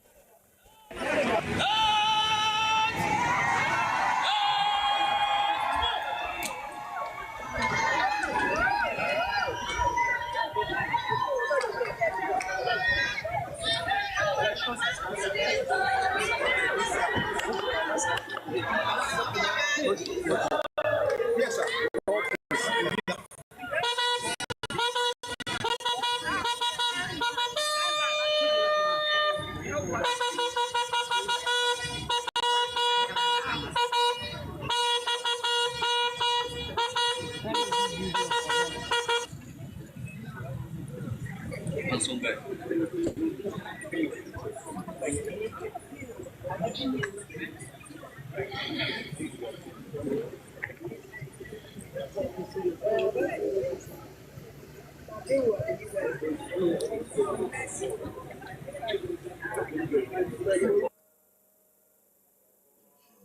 To assure the minister, we do not have time.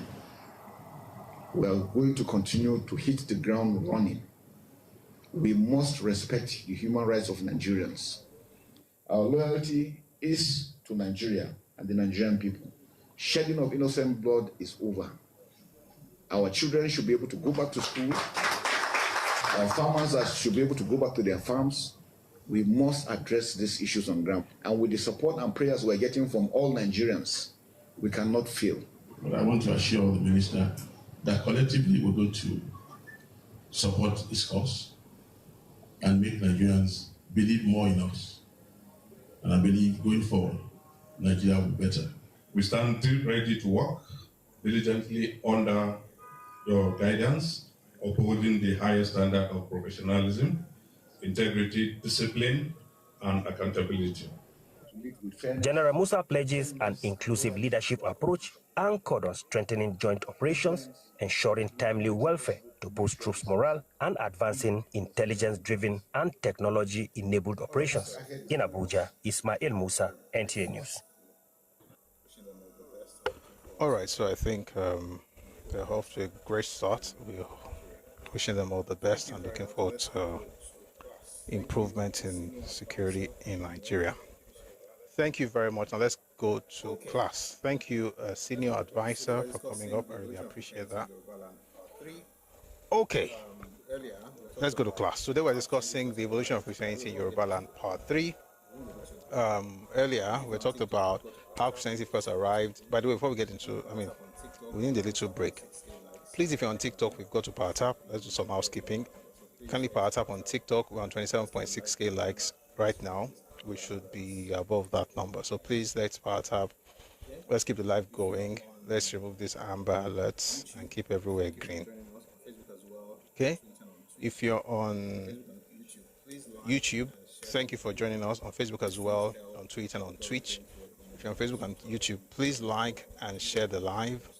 These things help the algorithm to recommend the live stream to other people. And if you're on Twitter, kindly repost. Thank you very much. So a little recap.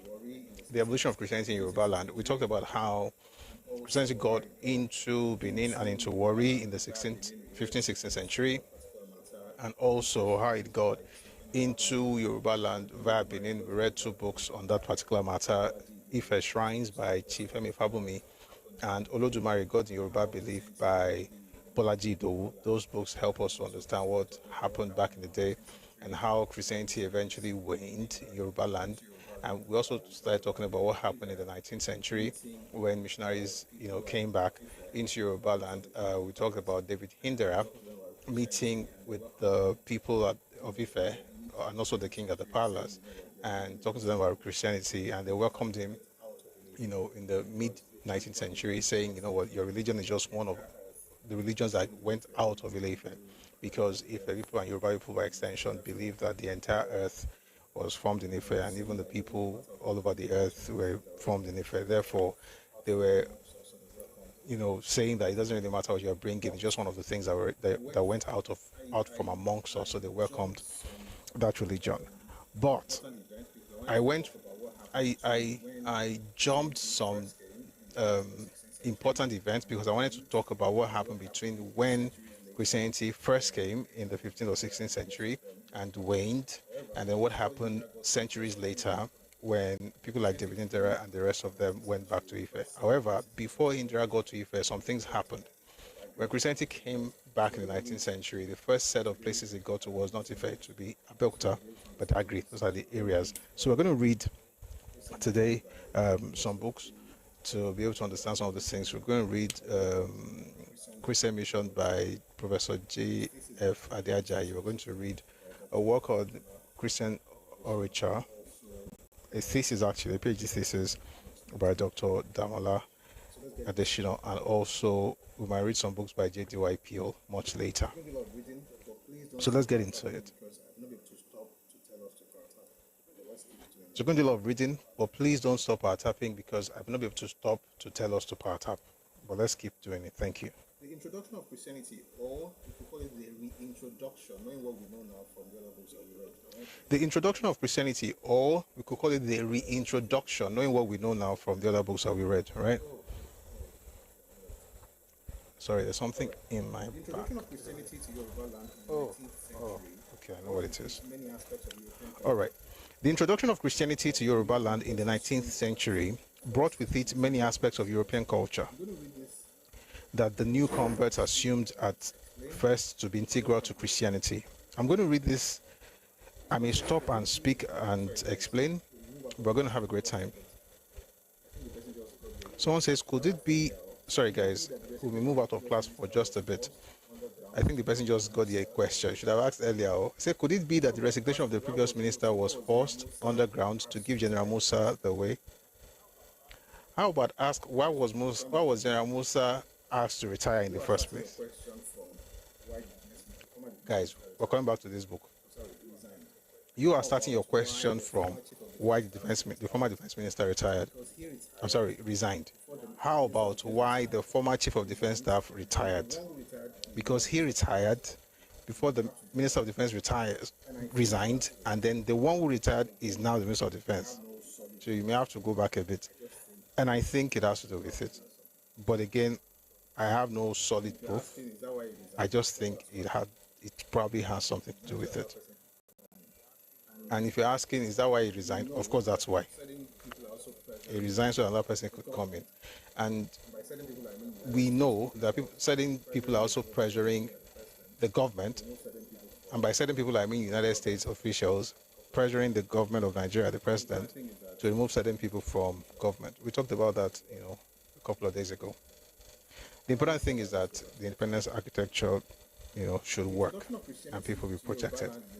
Having said that, let's get back to this now. The introduction of Christianity to Yorubaland in the 19th century brought with it many aspects of European culture that the new converts assumed at first to be integral to Christianity. In other words, the first set of guys that brought Christianity into Nigeria had this mindset that, it was essentially synonymous with European culture. And so it was Christianity, but was European culture. This is important because of what will happen much later. So please stay with me. The introduction of Christianity to the Yorubaland in the 19th century brought with it many aspects of European culture that the new converts assumed at first to be integral to Christianity. Probably one of the most bizarre of these aspects of European culture to the new converts was the idea of worship devoid of drumming and dancing.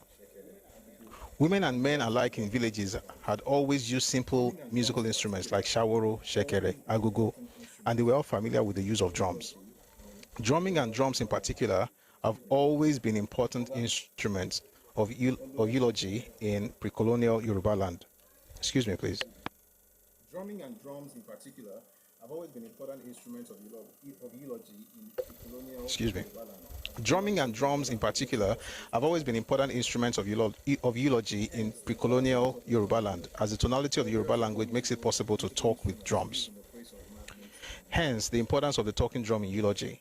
There were various local musical instruments used in the praise of magnates and Orisha. This can be illustrated from the excerpt of 1902 sermon of Mojola Agbebi.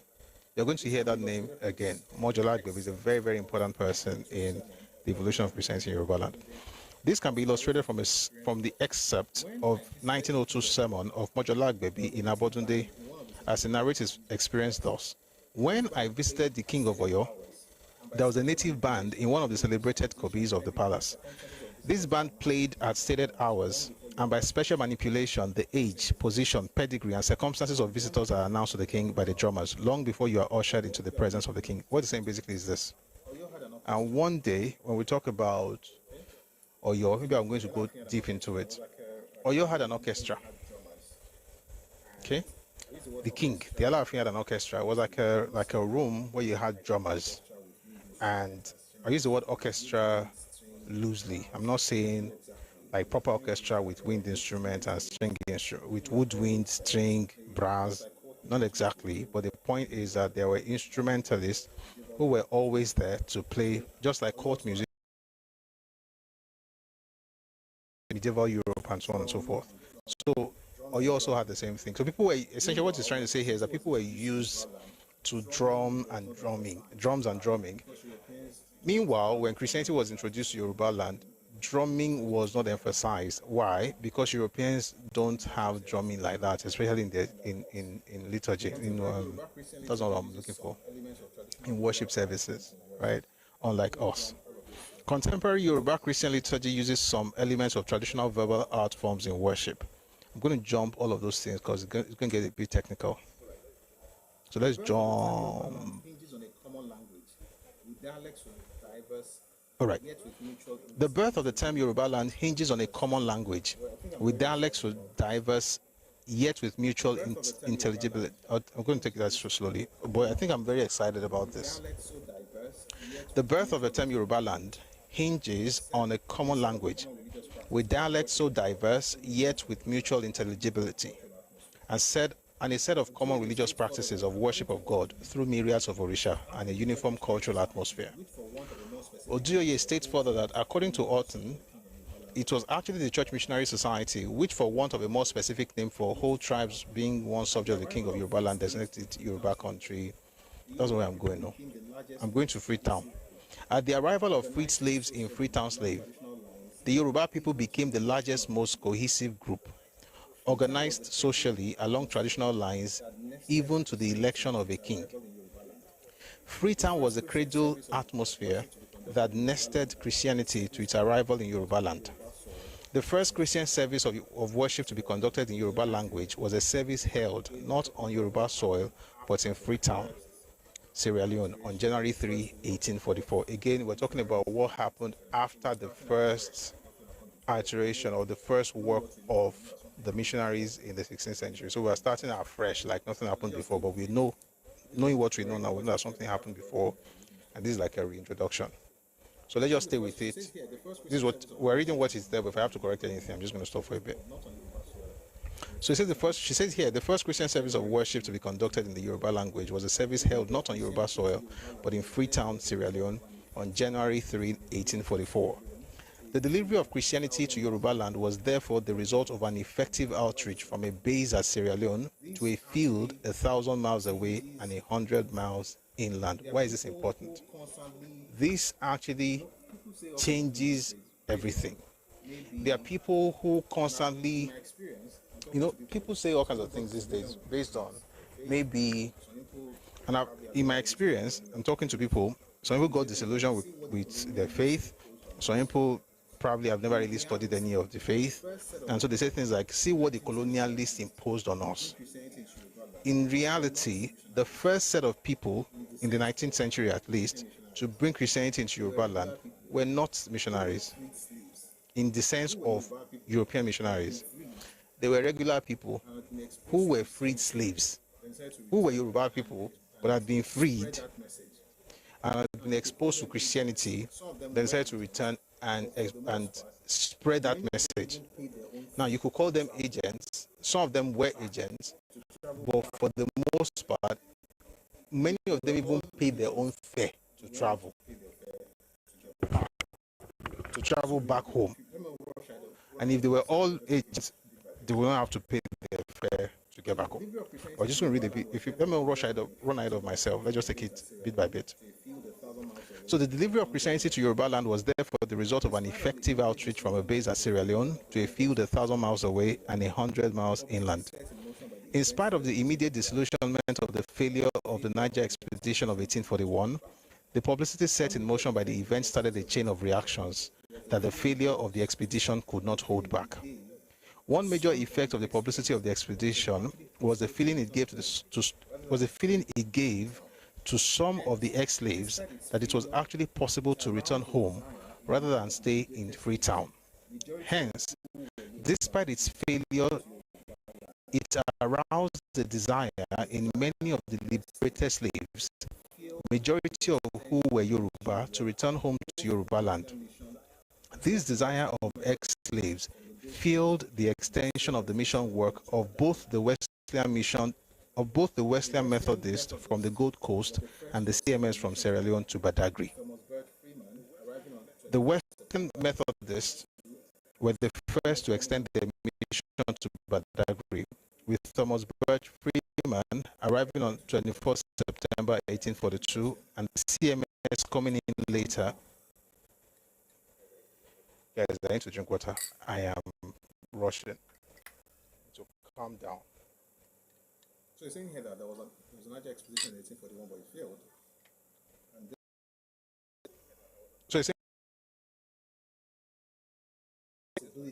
And despite the fact that it failed, Yoruba people in Sierra Leone finally saw the possibility of returning home.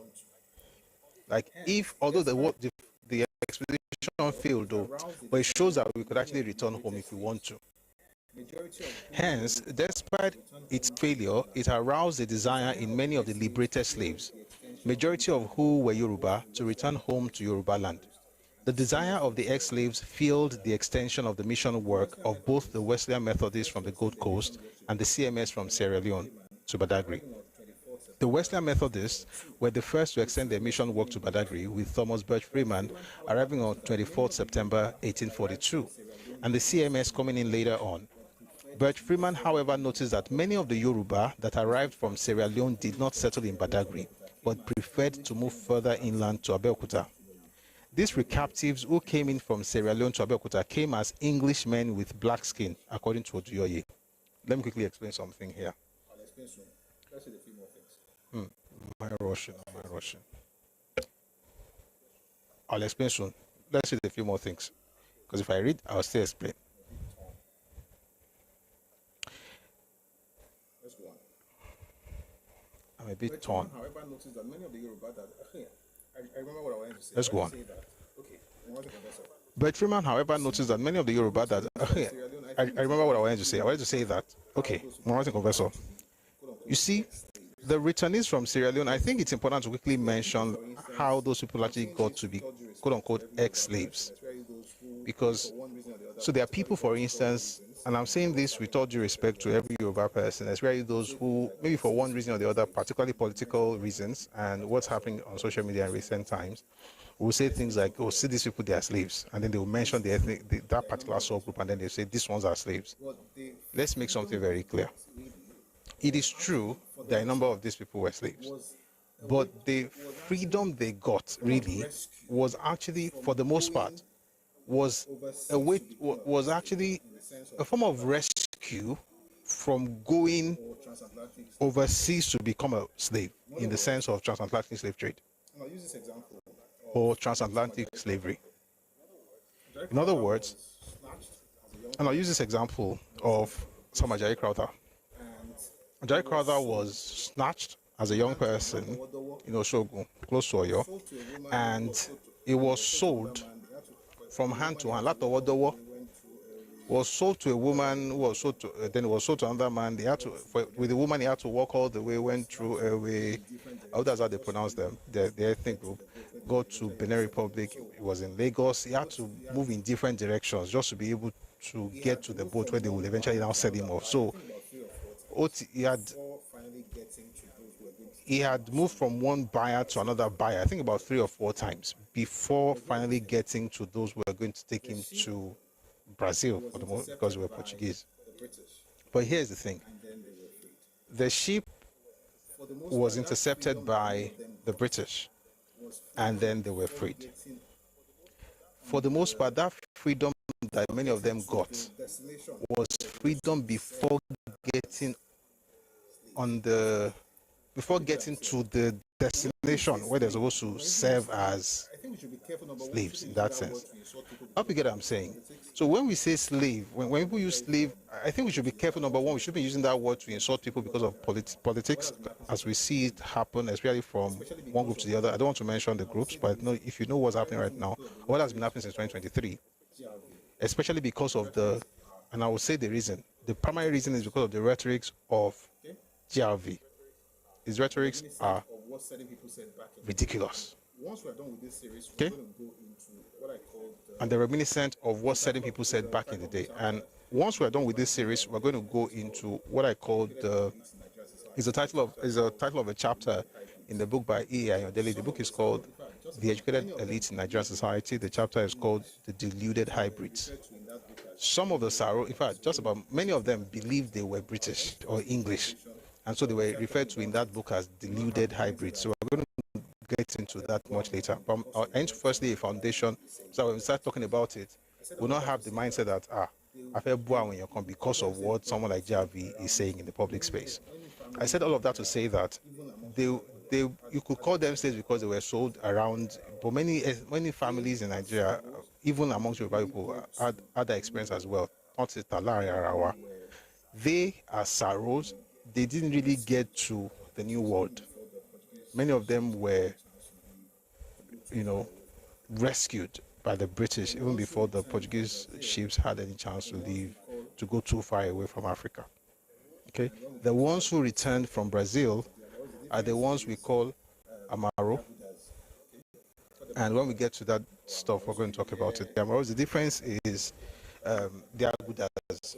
Okay, I call them Aguda or Amaro. So you hear Popo Aguda. By the way, Aguda is also anything that has to do with the Portuguese, whether it's Catholicism or Brazil, anything that has to do with them, we use the word Aguda in Yorubaland. So the Aguda would be the savages, the Darochas. So you can call them Amaro or Aguda. But the Saros were people like George, like Bode George, that's a Saro. Even Fela's grandfather, Ransom Kuti, that's a Saro. So a lot of them who returned from Sierra Leone are the ones who actually first brought Christianity into Yorubaland. I felt I should mention that. Thank you for the names. Miranda's, Cole, those are the Amaros or the Aguda. And they're still in Salvador. That's a very, very Portuguese name. Salvador. The Elio is Salvador. They don't call it Salvador. They call it Salvador Gomez da Silva. In fact, let me read some of the names. Mark Anthony. Exactly. So those ones returned from Brazil, right? Cardosos, yes. But the ones that returned from, and interestingly, if you notice, the ones who came from Brazil, the names, for the most part, not always, but for the most part, will sound Portuguese. The ones who came back from Sierra Leone were more English. They had English-sounding names. So somebody wrote Coca. The Coca would actually be Saro, not Aguda, not Amaro. So like Williams, like George, like Coca, those ones were the ones that came back from Sierra Leone. So I'm saying that to make sure that we're not. I want to correct that thing because I've heard it a lot, but I think when we get to that point, we should remember this so that someone says you're William, St. Matthew, Daniel. Welcome, everybody. And what they did, by the way, with the names actually began to affect the understanding of what Christianity should look like in Yorubaland, where it became more English in outlook than they thought. How do I explain? They were expressing English culture in the name of Christianity. Some of them intentionally, some of them probably didn't know any better. But it became like you had to wear suits, you had to do this. As a matter of fact, when we get to the book I mentioned earlier, that would be the series after this one. Or maybe there could be one before that one. You see how these returnees would have on coats, right? And we'll have afternoon teas and soirees all over Lagos and things like that, and Abeokuta as well, because they were trying to be English. Regardless of the fact that Oromo, they will say wear tie, because they were trying to be English. Now, if that's what you look like as a Christian, it became the culture of the people. They thought it was Christian way to look, not knowing that, or maybe they knew, but was essentially affecting their understanding of their own culture. Let's go on.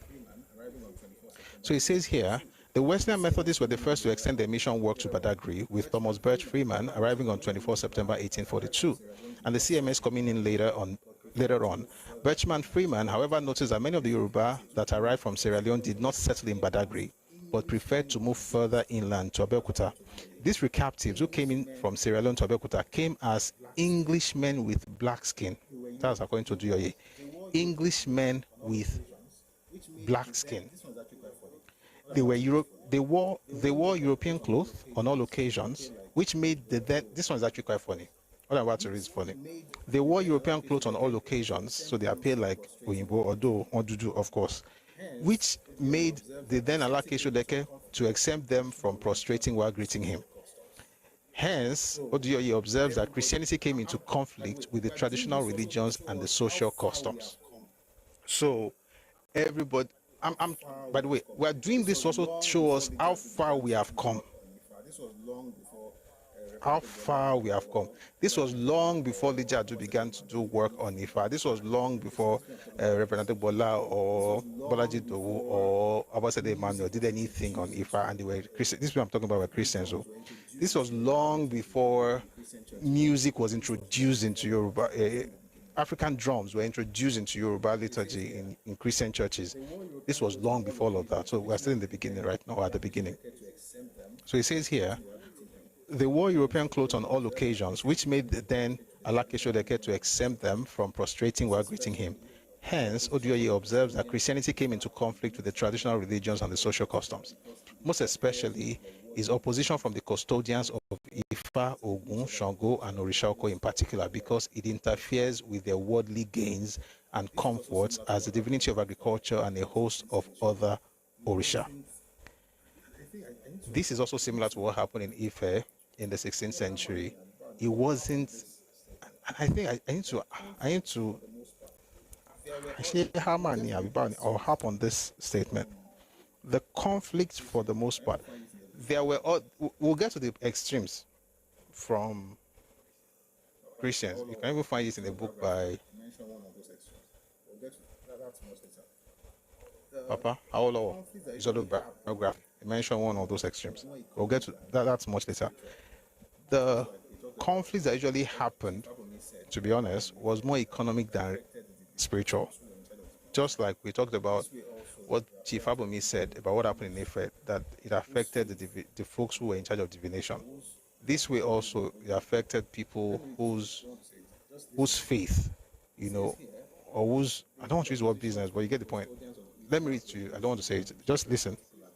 It says here, they had opposition from the custodians of Ifa, Ogun, Shango, and Orishaoko in particular, because it interferes with their worldly gains and comfort as the divinity of agriculture and a host of other Orisha.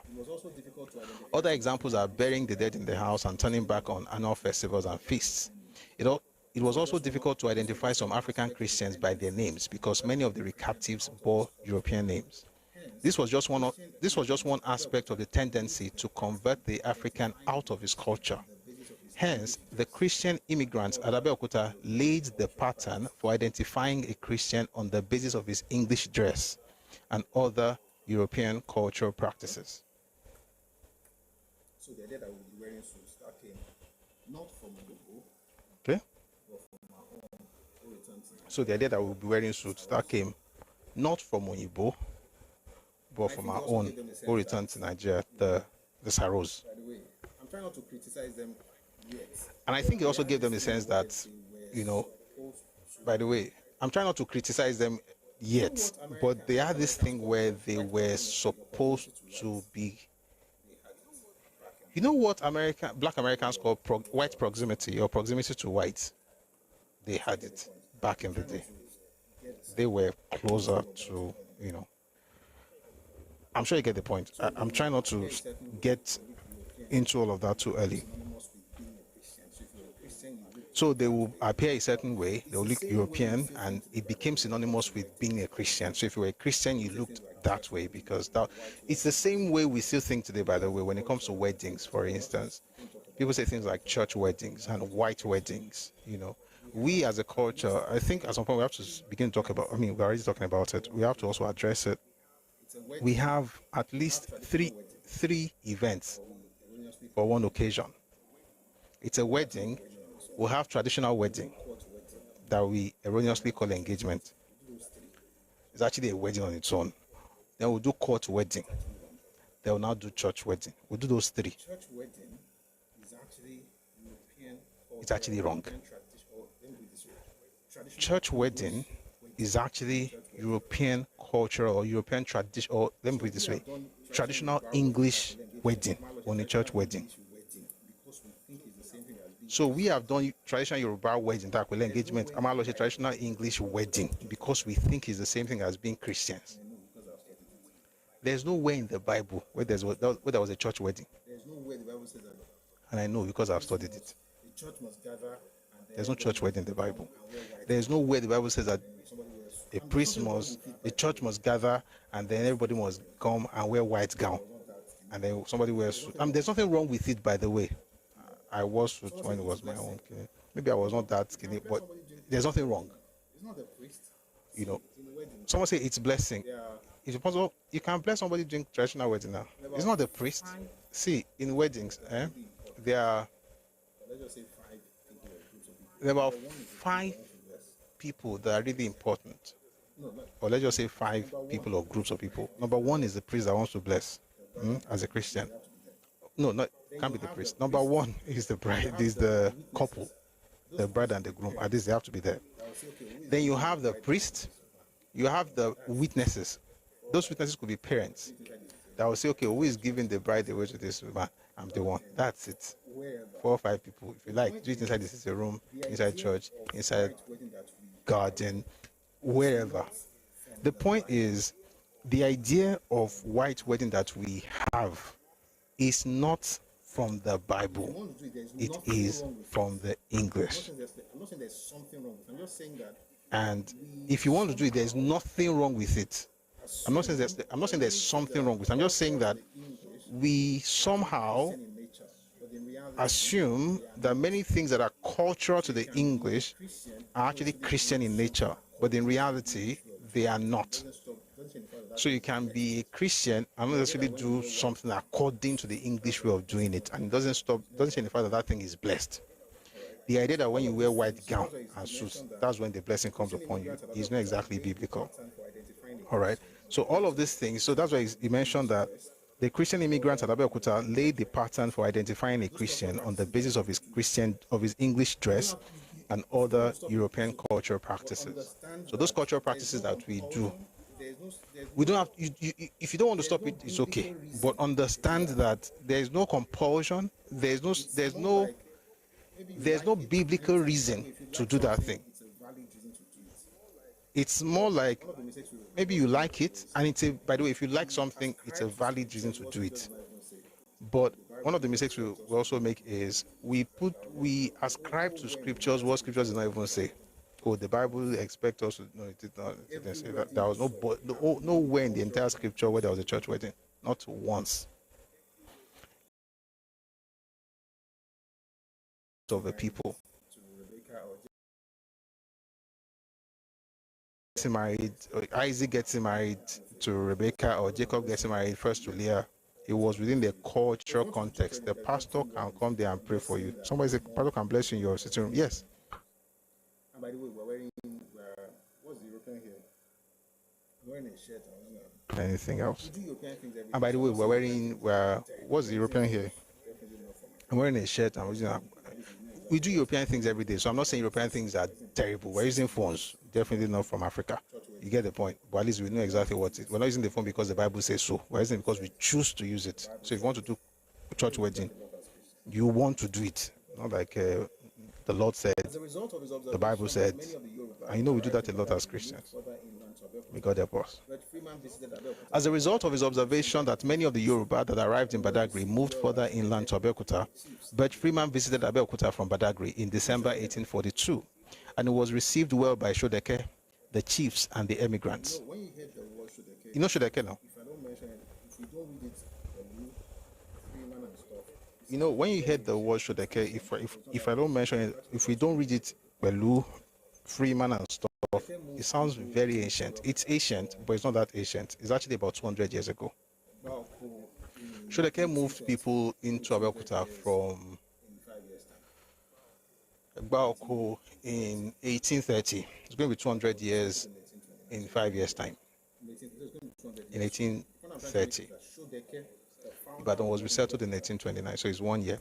In 1830, so it's going to be 200 years soon. The point I'm trying to make is that Shodeke, the founder of modern Abeokuta, tó kó àwọn Ẹ̀gbá lọ sí Abeokuta, saw Christianity. So the idea that it's just something that came yesterday is also not right. Okay? Shodeke met with white men, met with the returnees. So when we say like, oh, Shodeke met them, it's important to mention that. As a result of his observation that many of the Yoruba that arrived, where were we? Okay. As a result of his observation that many of the Yoruba that arrived in Badagry moved further inland to Abeokuta, but Freeman visited Abeokuta from Badagry in December 1842, and it was received well by Shodeke, the chiefs, and the emigrants. Later visits by CMS missionaries were also accorded similar reception, and so Henry Townsend settled in Ake, while Ajayi Crowther settled in Igbenyi, establishing CMS missions in these two locations in Abeokuta in 1845. Hence, Abeokuta, with its receptive Alake welcoming chiefs and accommodating ex-slaves, became the center of mission activities for both the Wesleyan Methodists and the CMS missionaries. For both the Wesleyan Methodists and the CMS. The mission then moved to Lagos and Ibadan. So it was Abeokuta before other places. And that's where when they are singing songs in Abeokuta, you hear something like ọmọ Ẹ̀gbá ló ní Jésù ẹni tẹ́jẹ́ gbà ń bí ṣé mo fi ohun yín pè dáadáa ó níbẹ̀ máa ń sọ Yorùbá yín ó máa ń dùn gan bá wa. So the reason they say Ẹ̀gbá lé ní ìgbàgbọ́ ti bẹ̀rẹ̀ is because of this. When they moved in from Badagry, it was actually in Ẹ̀gbáland ló ti fẹsẹ̀ múlẹ̀ ó fẹsẹ̀ wálẹ̀ kó tó wá di pé wọ́n lọ sí Èkó wọ́n lọ sí Ìbàdàn.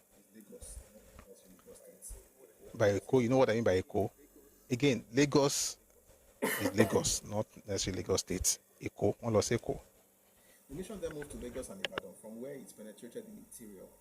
David Hindera, a missionary in the service of the mission then moved to Lagos and Ibadan, from where it penetrated the interior.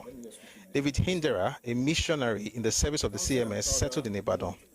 I should also mention, before I read on, let me just quickly mention this. So, Townsend and Crowther moved into Abeokuta in 1845. It should be said that 14 years after they moved in, Townsend started the first newspaper in Nigeria, in what is today's Nigeria, in 1859. It's called Ìwé Ìròyìn fún àwọn Ẹ̀gbá àti àwọn Yorùbá. Now I think I have to say something. After saying that thing loud, I think I have to explain something. Give me a second. Mambo. You get what I'm trying to say once I begin to say it. I want to say something and it's very, very important. It's in a book by, I think it's Church Intelligentsia, 1860. I want to talk about something very, very important. People have used what I just Mambo. said to say, oh, there's a distinction. I want to talk about something very, very important. People have used what I just said right now to say, oh, there's a distinction between Yoruba and Abeokuta. Don't worry, once I read this thing, you're going to get it, Mambo. Oh dear, where is this thing? I don't know if you get my point. So folks will say things like, the paper was called Ìwé Ìròyìn fún àwọn Ẹ̀gbá àti àwọn Yorùbá. I don't know if you get my point. So folks will say things like, the paper was called Ìwé Ìròyìn fún àwọn Ẹ̀gbá àti àwọn Yorùbá. Therefore, it means that àwọn Ẹ̀gbá wà lọ́tọ̀, àwọn Yorùbá wà lọ́tọ̀. That's not actually what it was. But for you to understand it, I have to read something out. And I'm only looking for it because I want to be exact. But if I don't find it, I'm just going to paraphrase. So I've seen the paper itself. This one is 1860 edition. Ìwé Ìròyìn fún àwọn ará Ẹ̀gbá àti Yorùbá. Ìwé Ìròyìn fún àwọn ará Ẹ̀gbá àti Yorùbá. But the point I want to make is from Church Intelligentsia report of 1863. So I have to be sure. Don't worry, it will be worth it once I find it. You will like it because I'll just read it out. I think by tomorrow, in the next 1 minute, I'll just tell you what's in it. But like I said, whenever I want to make certain statements, I prefer to read them. So, one is making something up. It's quite interesting. The point I'm really trying to make is that the idea of Ẹ̀gbá àti Yorùbá is not really about the separation of the two groups. It's actually about the misinterpretation of a phrase.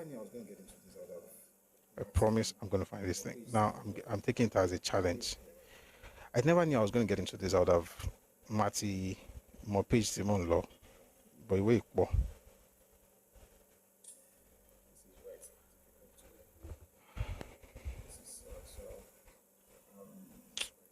This is why it's difficult to.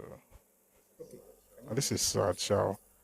Where else can I find this thing? Okay, can you imagine? I just found it. God is good. The Yoruba newspaper, that's the heading. About the close of last year, October 25, 1859, appeared the first number of a Yoruba newspaper. It is edited by the Reverend H. Townsend, that's Henry Townsend, and printed and published under his direction by the converts at Abeokuta. It is called Ìwé ìròyìn fún àwọn ará Ẹ̀gbá àti Yorùbá, which means, listen, pay attention please, which means a paper of information for the Ẹ̀gbá people in the Yoruba country. It is called Ìwé ìròyìn fún àwọn. I'll read it one more time. Which means it is called Ìwé ìròyìn fún àwọn ará Ẹ̀gbá àti Yorùbá, which means a paper of information for the Ẹ̀gbá people in the Yoruba country.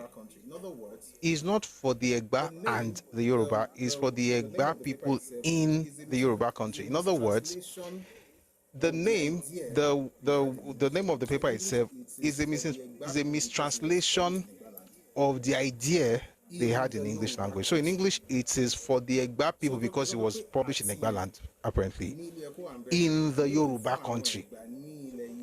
So it doesn't pay àti yẹn ní ilé ẹ̀kọ́ àmbẹ̀ ìwé ìròyìn fún àwọn Ẹ̀gbá ní ilẹ̀ Yorùbá.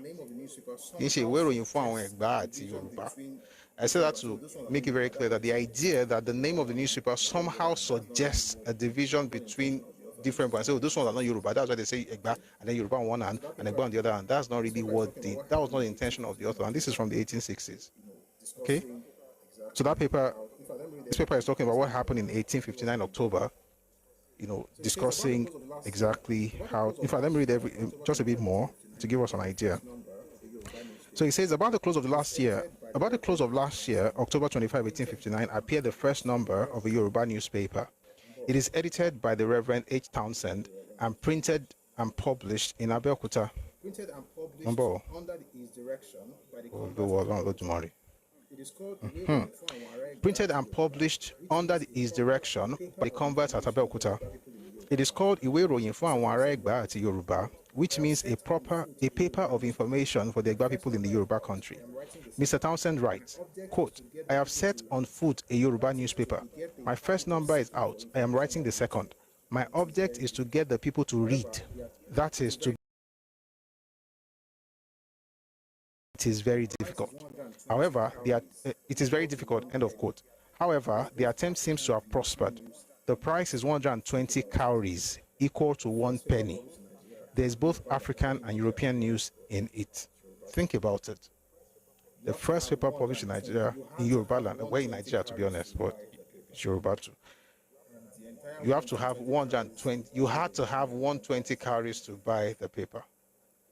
And the entire 120 cowries is actually the value of 1 pence, 1p. It's quite interesting. Let's go back to our original stuff now. So hope we get the thing about Ìwé ìròyìn àwọn Ẹ̀gbá, and that our fathers bought that paper for 120 cowries. So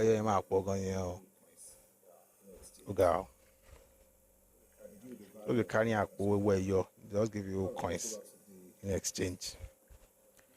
Or they give you the value of a coin or something. All right, let's go back to the thesis. We got there because we're talking about Henry Townsend's work in Abeokuta. Okay? No, wasn't Henry Townsend? Yes, Townsend. Where were we? No, was it Henry Townsend? Yes. Yes, Henry Townsend. So it says here that later visits by CMS missionaries were also accorded similar reception, and so Henry Townsend settled in Ake, while Ajayi Crowther settled in Igbenyi. Both places are in Abeokuta, by the way. Igbenyi, you must have heard of Isale Igbenyi. Sure, Isale Igbenyi, Aboke Igbenyi. No, Isale Igbenyi. And Ake in Abeokuta. And so both of them established CMS missions in these two locations in Abeokuta in 1845. Hence, Abeokuta, with its receptive Alake, welcoming chiefs and accommodating ex-slaves became the center of mission activities for both the Wesleyan Methodist and the CMS.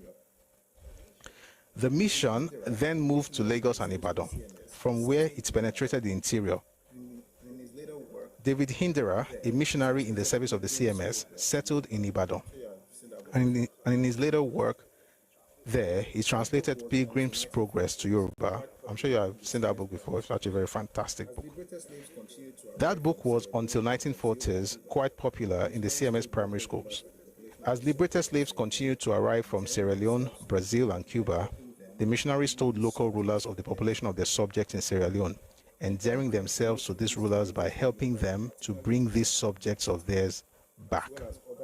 An important point to note in the Christianization of Yorubaland, particularly Ijesha and Ekiti towns, as well as other eastern parts of Yorubaland, is the role of the slaves from Ibadan, Abeokuta, and elsewhere, as well as ex-slaves and free laborers from Lagos. These slaves, by the way, I've already explained the concept of slaves and ex-slaves. These slaves and ex-slaves had become Christians in their places of slavery, and they took their new religions back home when they returned. Hence, they had extended the missionary work of the European missionaries to their places of origin in advance of the coming of European missionary agents to these parts of Yorubaland. That's what I was saying earlier. There are some of these people, especially in the hinterlands, in Ekiti, in Ilesha. We know that one of the kings of Ilesha was Eritrea as well. Astrop. Oba Frederick Astrop. I'm trying to remember he's in Ogije. In fact, he's in Ogije Monson because it's the appellation. Ajiwako.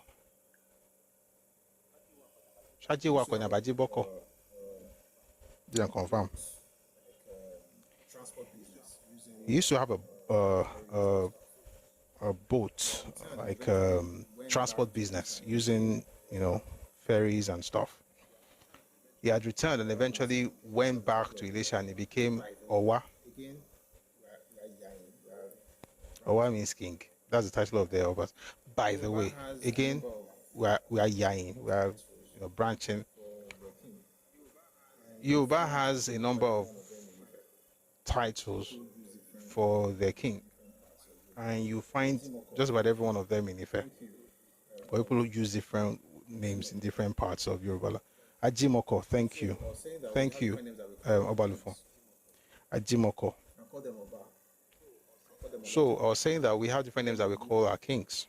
You can call them Oba, you can call them Oloja, you can call them Olu, you can call them Oshin, you can call them Owa. That's why when you get to Ife, there's a place called, the place where the palace is. Does anybody know the particular address, location to Palace or Ife? Anybody has been to Ife here? Let's just have a little interaction. Anybody? Where the palace is in Ife? Kí ló máa ń korúkọ bẹ̀? A máa padà sí nǹkan tá ń ká o. Kò fẹ́ mọ̀ bóyá àwọn èèyàn mọ nǹkan tí mo sọ ni. Mọ̀fẹ́ ni. Mọ̀fẹ́ ni. Go and visit Ife. The place is called Enuwa. Àwọn tó mọ̀ fẹ́ wà ń bí o ẹ̀ ti dáhùn ní ṣá. Oh, I'm seeing you now. Bolu Perism, Yomi Afonja, Enuwa. Enuwa is Enu Owa. Enu Owa. Owa is the king, is the Oba. So that Owa is the title you have in Ilesha, Igbajo, Owa Lonlombe. Àwọn tó bá lọ sí Ìlaro àbí tó bá lọ sí Warri, àwọn ń lo Olu, but it's all Yoruba titles for our kings. Anyway, let's get back to what we're saying. So we're talking about the fact that in Eastern Yorubaland, whether it's in Ekiti land or in Ilesha, Ijesha land, and so on and so forth, some of the returnees took Christianity there before missionaries even got to their part of the country. Yes, there's also Enuwa in Lagos Island as well. Thank you for bringing that up. So a lot of them had done the groundwork, and I mentioned that Oba Frederick Astrop was one of those returnees who eventually became Owa in Ilesha. The Christianization of Yorubaland, particularly Ijesha and Ekiti towns, as well as other eastern parts of Yorubaland. An important point to note in the Christianization of Yorubaland, particularly Ijesha and Ekiti towns, as well as other eastern parts of Yorubaland, is the role of the slaves from Ibadan, Abeokuta, and elsewhere, as well as ex-slaves and free laborers from Lagos. These slaves and ex-slaves had become Christians in their places of slavery, and they took their new religion back home when they returned. Hence, they had extended the missionary work of the European missionaries to their places of origin in advance of the coming of European missionary agents to these parts of Yorubaland. One of the CMS core objectives based on the outline provided by Thomas Buxton was to civilize Africa. Let's not get into, because it's going to be another thing, it's going to cause away from it for a bit. Let's read it. It's not, let's read it. All right. One of the CMS core objectives based on the outline provided by Thomas Buxton was to civilize Africa. Buxton was an abolitionist who took over as the leader of the abolition movement in the British House of Commons after William Wilberforce retired in 1825. These abolitionists are the same guys that you call the Clapham sect. They were the ones who pushed for the abolition of slavery in Britain. In the same vein, Roman Catholics had also taken the position that their mission in any part of the world was that of civilization. This position was based on the fact that the church was the fountainhead of European civilization in art, music, and literature. Furthermore, they aligned with the old Greek notion that it was only by such membership that man could fully justify the whole of his being. Hence, the attitude of the European missionaries to Yoruba art, music, and literature was heavily tinted by this civilizing mission. What does that Turenchi mean? You could call this arrogance, by the way, but only so far you understand the fact that we're not advanced in everything, and there's no culture in this world that is advanced in everything. Okay, especially at this particular period in world history, they had a goal, the missionaries, to quote unquote civilize us. Now, that would have to do with introducing their way of life to us. And if, for instance, they see us playing drums in church, in order to civilize us, they have to bring us to their own level where they didn't used to play drums in church. E.g., and you know the funny thing about even the drums that they were playing in church? There's a book by Rick Warren, The Purpose-Driven Church. Originally, churches in Europe and America did not even used to have organs in church, in their services. They didn't have organs. Everybody would just sing. All right. Something not too different from what you have in those old Roman Catholic churches.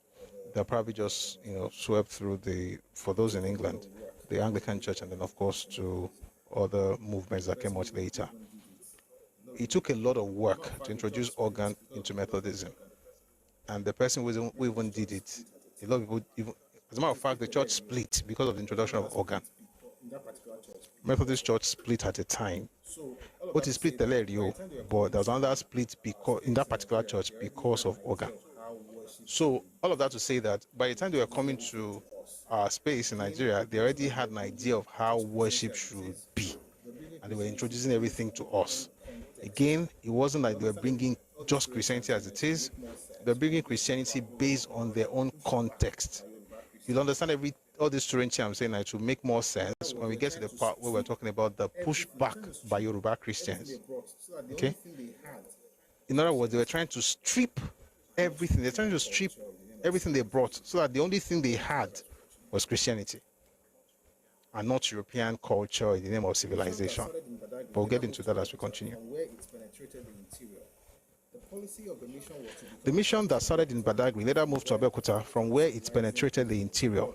The policy of the mission was to become established in Abeokuta and from there foster the civilizing influence of Abeokuta not only up to the hinterlands but also down to Badagry and Lagos in the coast. Abeokuta, as the center of the Yoruba mission, was under the jurisdiction of Bishop of Sierra Leone. However, nearby communities of the Yoruba mission, such as Ota, which by 1864 were not yet occupied by European missionaries, were placed under Crowther's control. The Ota congregation under Reverend James White. By the way, these names you are hearing, they are Yoruba people. Oh. James White is a Yoruba man. Oh. Okay, it may sound very foreign. Nah, oui. Again, you know why those things happen. They were Britannians from Sierra Leone. The Ota congregation under Reverend James White, a Yoruba from Sierra Leone, had started to compose original Yoruba hymns, described as native airs. These native airs, which were songs of suitable scriptural composition adapted to the tonality of the Yoruba language, conform to traditional music. We're going to get a bit technical. I think I'll just tell you the point in it rather than reading everything, but if you don't mind, do you mind? Share mind. 7:35, we still have some time. The Ota congregation under Reverend James White, a Yoruba from Sierra Leone, has started to compose original Yoruba hymns, described as native airs. These native airs, which were songs of suitable scriptural composition adapted to the tonality of the Yoruba language, conform to Yoruba traditional music much more than the translated words sung to European hymn tunes introduced by the missionaries. So we already began to have some people trying to change things way back in the 19th century.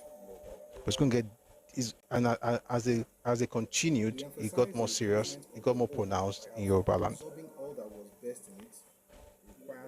He emphasized the replacement of the old by absorbing all that was best in it, required time. Sorry, I'll tell that again. So it said Reverend James White started composing Yoruba songs. Okay. These native airs, which were songs of suitable scriptural composition adapted to the tonality of the Yoruba language, conformed to Yoruba traditional music much more than the translated words sung to European hymn tunes introduced by the missionaries. Crowther welcomed such a development. He emphasized the replacement of the old by absorbing all that was best in it, required time and the application of several well-cultivated minds working in an atmosphere free from distrust and suspicion.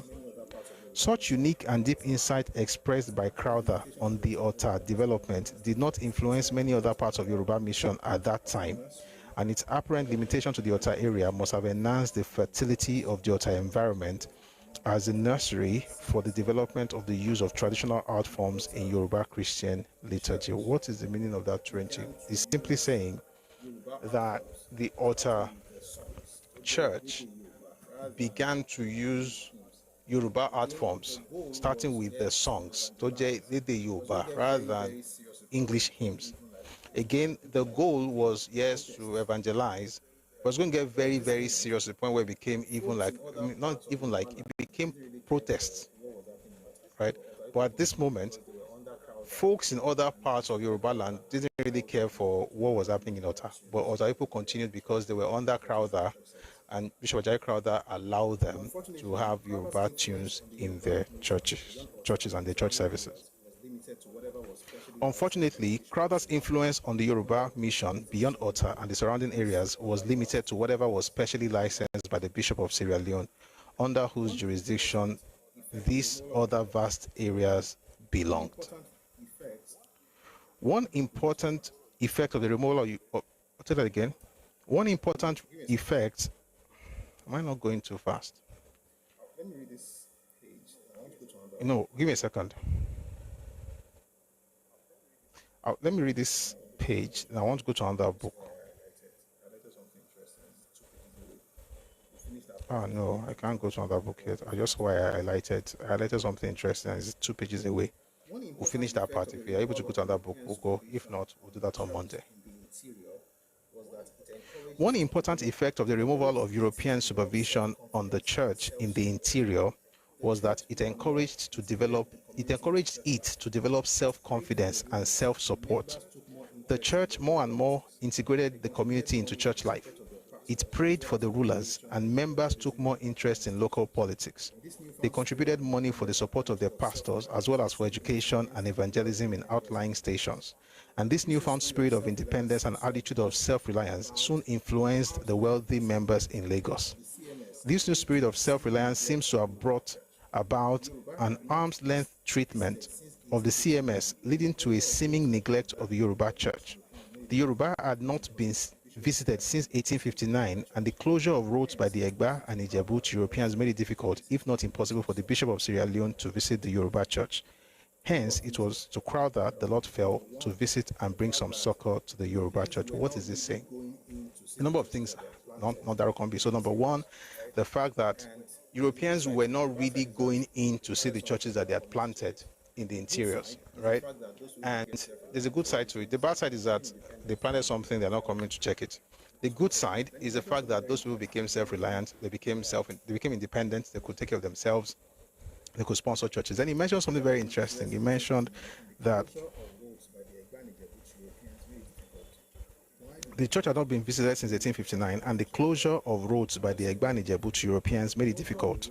Why did they close those roads? I mean, we've had a conversation here. I'll just say very briefly. The closure of the roads by the Egba and Ijebu was what led to the Anglo-Ijebu War, or the Magbon War, in 1897. And 1892. Benin was 1897, 1892. Again, just to be sure I'm not passing the wrong information, let me check.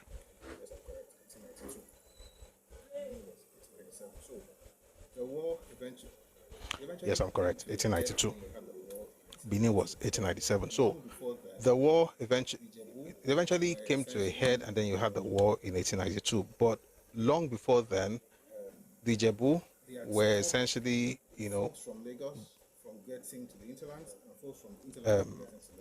they had stopped folks from Lagos from getting to the hinterlands and folks from hinterlands from getting to Lagos. So they became like the middlemen, and they didn't allow free flow, right?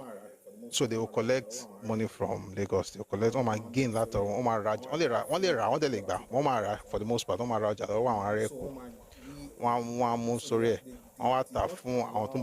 for example. Also, so they did not allow the folks from the hinterlands to get to Lagos, to get to trade with folks in Lagos. And that went on for a long time until it came to a head in 1892. Let's go back to the book.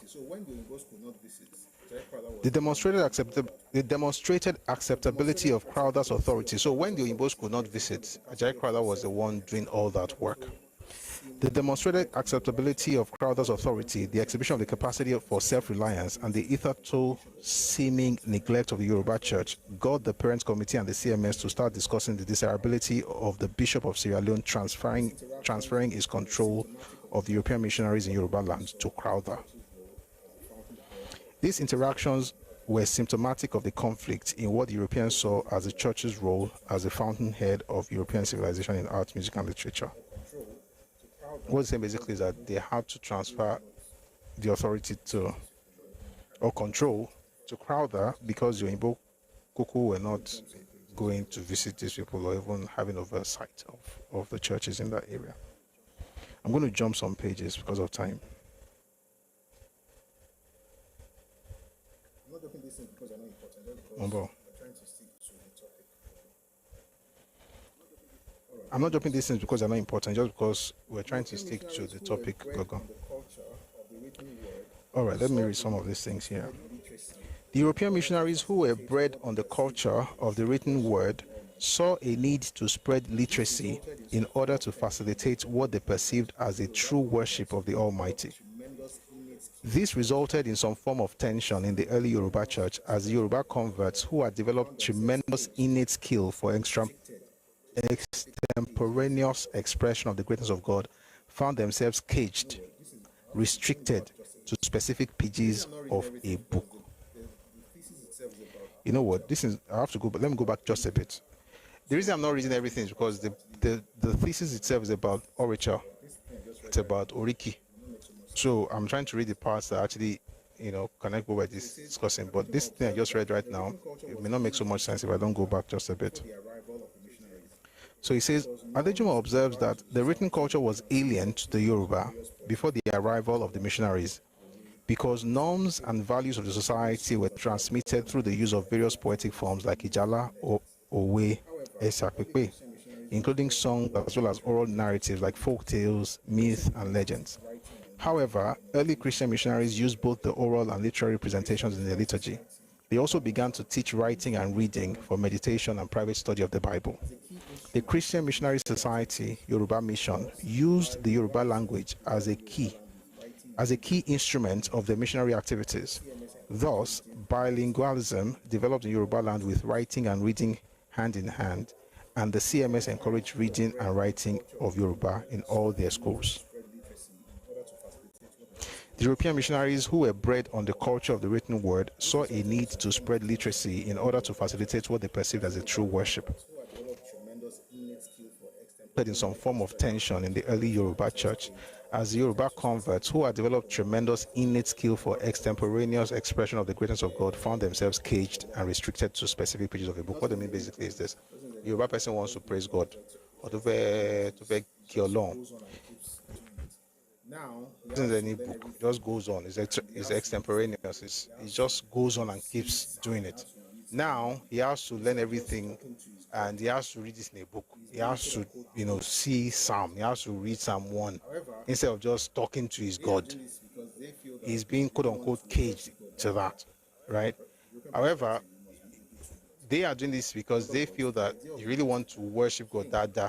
From the European perspective, you must be able to read. In other words, the idea of reading came because of the gospel, and because they want people to be able to have access to the text, the Bible. So you read it for yourself, you understand what is there. That's why they began to teach us the Bible, or teach us to read and to write. And interestingly, originally, it was not about, they didn't have anything about vernacular.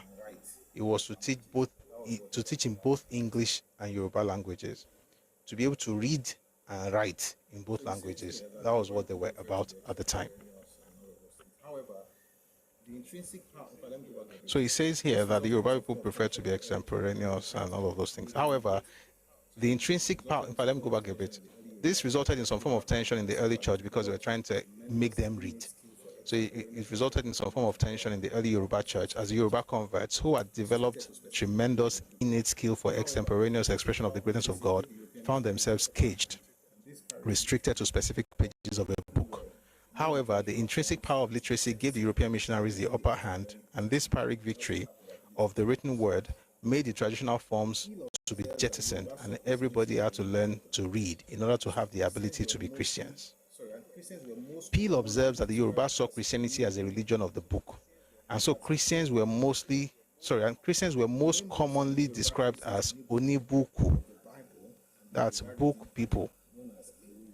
The main books that made Yoruba Christians Onibuku were the Bible and the Yoruba reading primer known as Iwe Abidi, or the Book of ABC. Interestingly, this primer contained religious materials as the main text for reading exercises. Furthermore, early Christian missionaries to Yorubaland were suspicious of anything even remotely associated with Yoruba indigenous religion. They gave no room to distinguishing the content and the form, thereby avoiding any worship modes employed in indigenous Yoruba religion, including songs, musical instruments, dance, and Yoruba verbal art eulogy. This resulted in the heightening of the tension already created by the inordinate elevation of literacy. What is it saying here? It's saying here that already there was tension among Yoruba people when they were told that they had to be able to read, not to actually appreciate the gospel, to appreciate God. For instance, I want to pray, use psalms. How do you read the psalm that you cannot? How do you recite the psalm you have not read, that you don't know? To now add, insult to injury, the issue now is that you also couldn't have the traditional art forms in Christian worship. So no songs, no drumming, no dance, nothing, no oriki, no those things. Again, this is not our experience today, because some people fought against it in the late 19th century. And I'm saying that because it's important for Christians first to understand how far we have come and how we cannot think in 21st century that only when you play CCM in tune with God. It doesn't even make sense, especially when you look around you in Christian music right now, right? When you hear Tope Alabi do what she does with Yoruba music, that thing is coming from some things that were done in the late 19th century as a pushback on those who were on the fact that Europeans were restricting Yoruba people from expressing their cultural norms just because they were Christians, thinking that those things were all associated with idol worship and so on, and paganism. So he says here that they gave no room to distinguishing the content and the form, thereby avoiding any worship. In other words, the content and the form means, let's say the form is Oriki. The content could either be Orisha, they don't care, they didn't care about the content.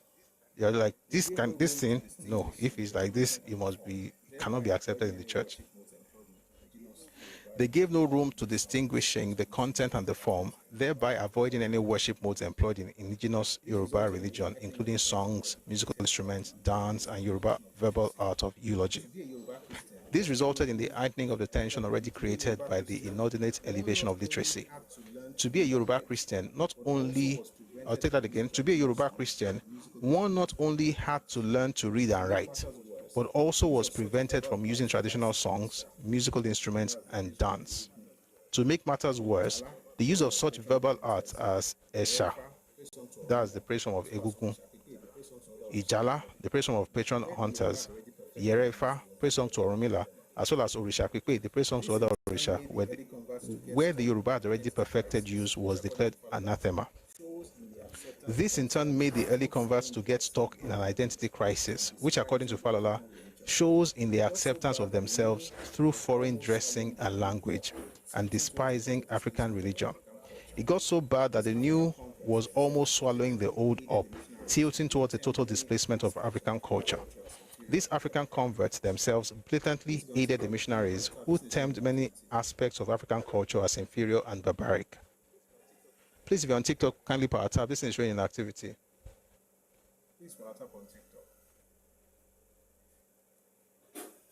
I'll go back to our political things. Please power tap on TikTok. Help us with our identity. We'll go back to our political things soon, but this is also important. It helps us with our identity.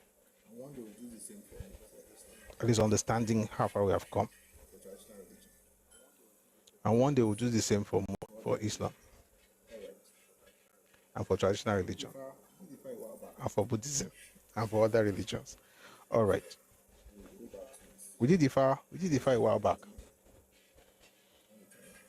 So we'll go back to it based on popular demand when the time is right. So it says here that it got so bad. So I said, really? Yes, I did a series actually on Ifa. Amen. Let me not talk about it right now. Let's just go on.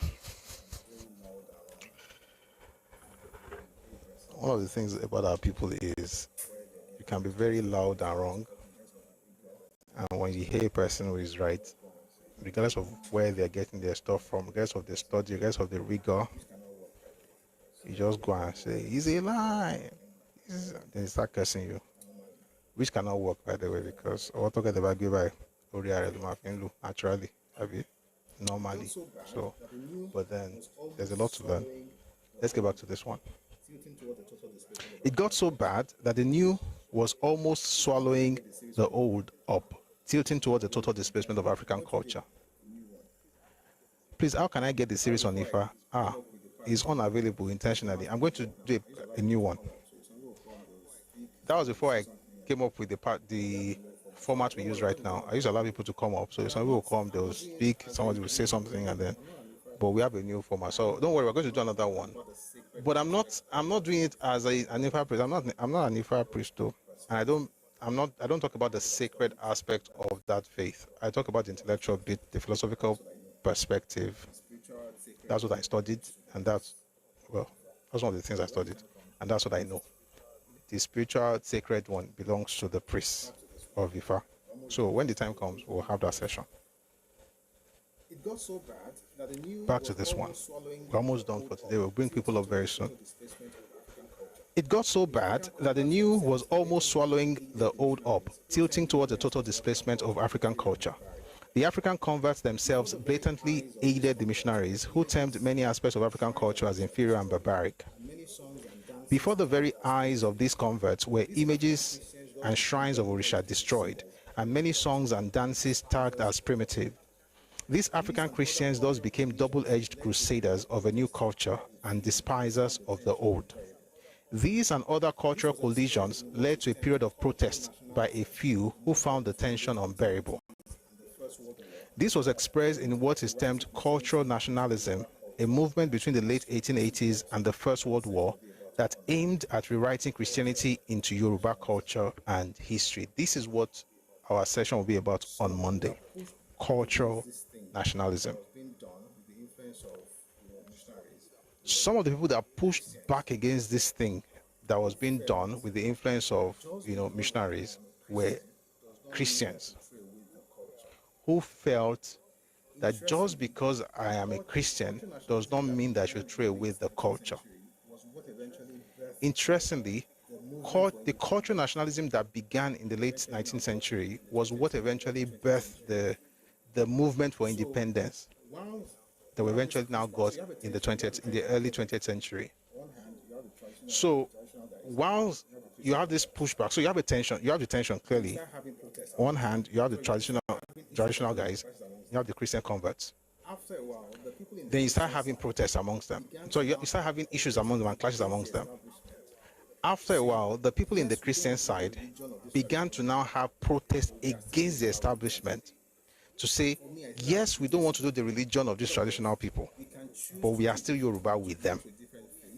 For me, I think that's the biggest win. In other words, we can choose to do to belong to a different faith, but we don't have to choose between Christianity and Yoruba culture, especially when that culture has nothing to do with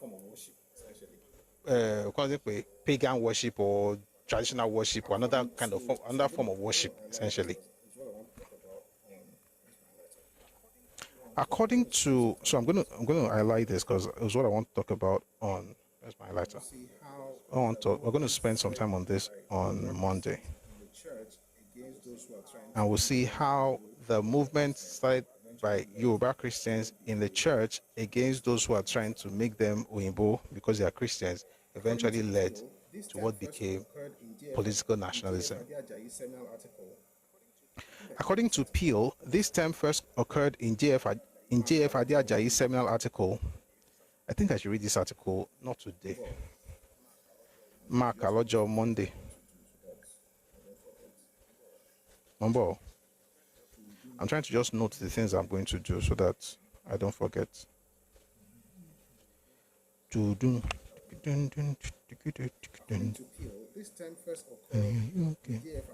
Okay, it's good. I'll remember. According to Peel, this term first occurred in J.F. Ajayi's seminal article of 1961, 19th Century Origins of Nigerian Nationalism, where Ajayi argues that the movement itself had its roots in the missionary movement. It is the aspiration for cultural independence felt by people under foreign cultural domination and deliberate actions to reassert their dignity as a nation by a new insistence on the worth of what was distinctive of them, what gave them uniqueness. This cultural nationalism was expressed in the reversion to the use of traditional Yoruba clothing, names, songs, musical instruments, and dance. They collected the ancestral wisdom of their communities in the form of stories and poetry, such as proverbs, compiled historical narratives from oral tradition, and even started to find merit in some aspects of traditional religion, e.g., oh God, this is where I'm going with these sessions. We're going to go deeper on Monday. The first book that was published about Ifa, the very first one, was by a reverend. His name is E.M. Lijadu. Thankfully, I have that book. It's a fantastic book. He wrote two books. One is called Ifa, the other one is called Oromila. Fantastic books, both of them. That's part of the cultural movement that they were getting, cultural nationalism that they were pushing at the time. The man, E.M. Lijadu, was a reverend. The more you study this history, the more you're able to appreciate. And this is one of the reasons that the more you study this history, the more you're able to appreciate how far people have come. Right. The reverend gentleman, E.M. Lijadu, interestingly, I think I have his picture somewhere. I'll show us on Monday. Let me confirm. Yeah, it's somewhere here. I think it's somewhere. He had this thing where he would sit down with a priest and take notes and learn. And he was saying that there's something in the wisdom of our forebears. He was still Christian. By the way, I should say this. If you're a Christian, and this thing sounds weird, somebody sent a message. I should do another religion. But as a matter of fact, let me even say this, it's important. If you are not grounded in your faith, you should be very careful how you interact with other information, because you need that grounding. I can read just about anything by the grace of God, and we'll be fine.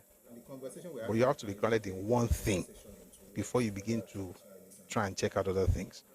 And the conversation we're having right now is not a religious conversation into what other traditional religion and everything. That's not my job.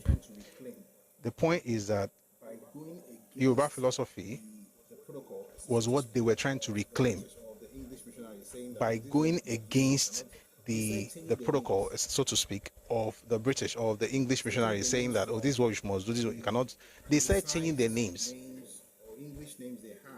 They started changing their names from the anglicized names or English names they had as freed slaves, started reverting to native names. E.g., Mojolag baby. You have people like Henrik. Dear. Try to remember his original name. I'll get you all these things on Monday. The point is, a lot of them began to go back to they were still Christians, though, but they started playing their own songs, started playing drums, started using their own names, started even going to the philosophy of Yoruba people while still being Christians, so that that thing that gave them distinctiveness, uniqueness, that Yorubaness was still preserved. And I say this as I round up. I'm going to continue from here on Monday. As we have conversations on the renaissance that we're experiencing in Yoruba identity and everything, the core is not religion. The core is ethnic identity.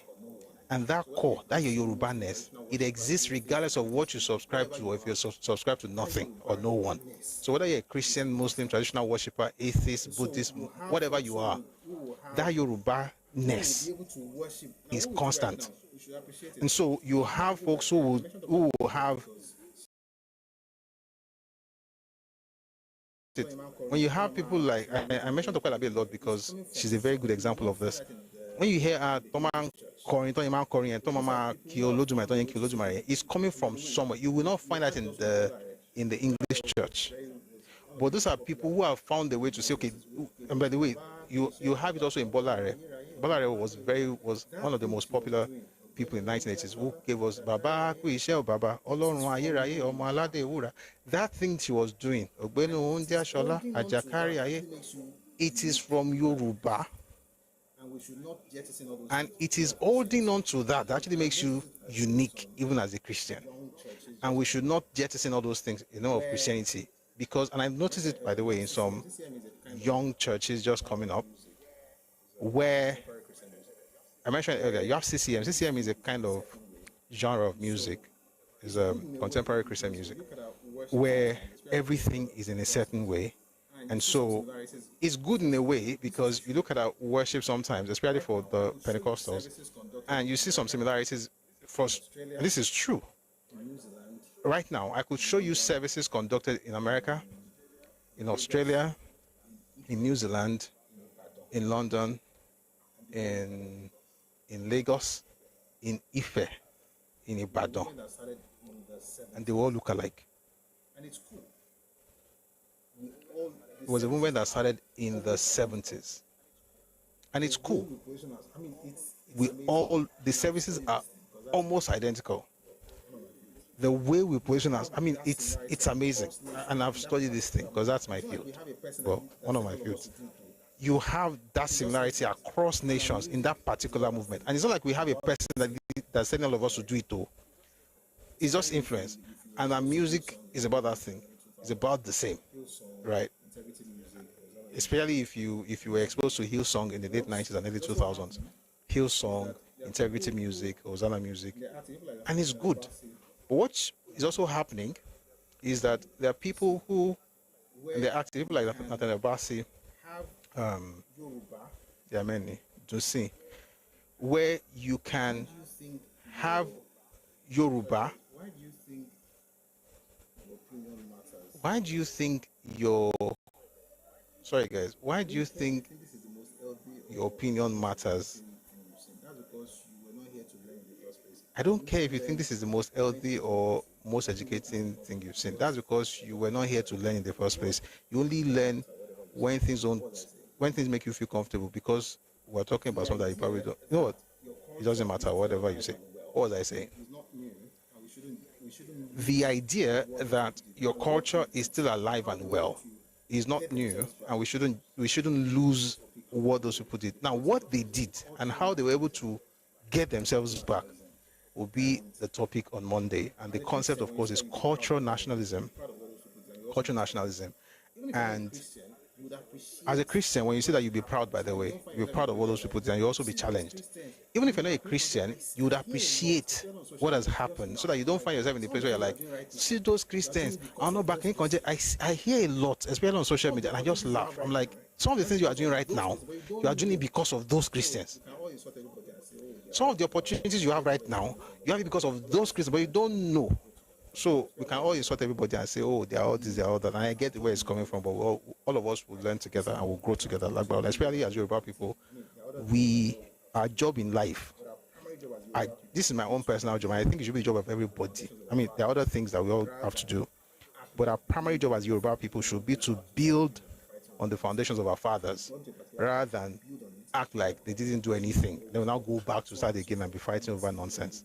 They've gone to a particular point, we build on it, our children come, we continue from where we stop, and so on and so forth, until we build a fantastic edifice that will, and it will always be better in every generation, from generation to generation, like by how long. They won't budget, Nigerian on the budget. We're going to bring some people up now. So thank you very much for listening. Somebody mentioned Shola Listen. Thank you, Educated Stream. Even Shola Listen does the same thing. Fantastic singers. All the things they are doing right now, Christian singers worshiping in Yoruba, that thing started because of the pushback in the late 19th century. We can get into that on Monday. Thank you very much for listening to the session today. We'll bring some people up, have some reactions, and then we'll call it a day. Thank you very much. As soon as you get up, please mute, and then we'll call you one by one. We'll have your reactions. Please don't talk for too long. It's a Friday. It's past 8. I only have about 15 to 20 minutes. Thank you very much. If you talk for too long and I mute you, please try and understand, because if you talk for too long, I might mute you. Please try and understand, because thank you. Andrew Mekechi, thank you. I'm using my hand because my shirt is light. So, all right. Thank you. So, let's try and keep it to like 2 to 3 minutes if you can, so that we can go. All right. So let's have mouth tuition, then we'll have Abdul. I can't hear you. Hello. Okay, it's better now. Hi, Lotu. Good evening. Good evening, Chief. God bless you. It's an amazing series. It's like we capture it, go back and capture it in movie format. You know. So yes. So by God, amen.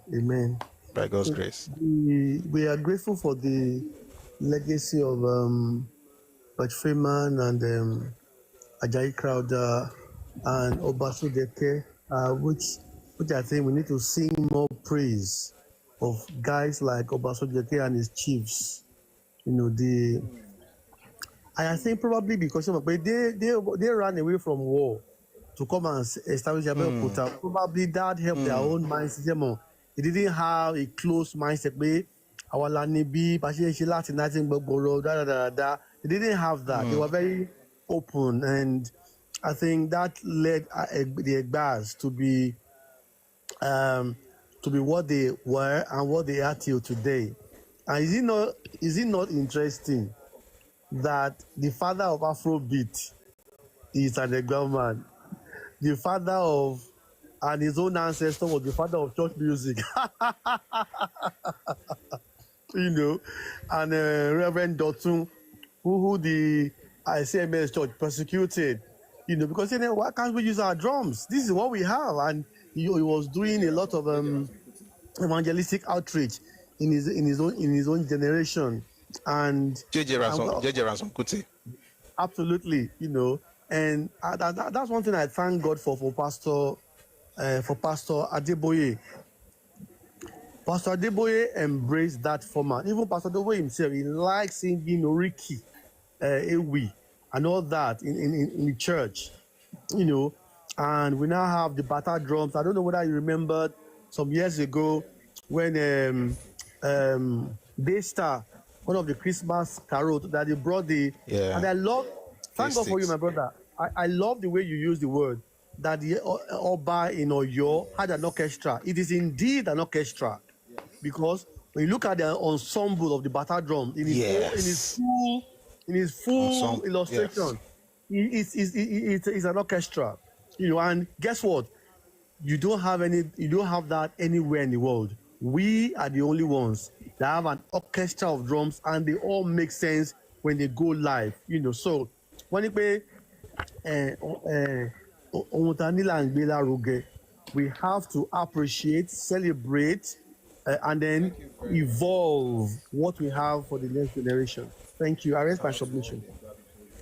Thank you very, very much. That's very, very apt. And shout out to all the Egba people here. You know, just a lot of firsts, you know, came from Egba. First this, first that.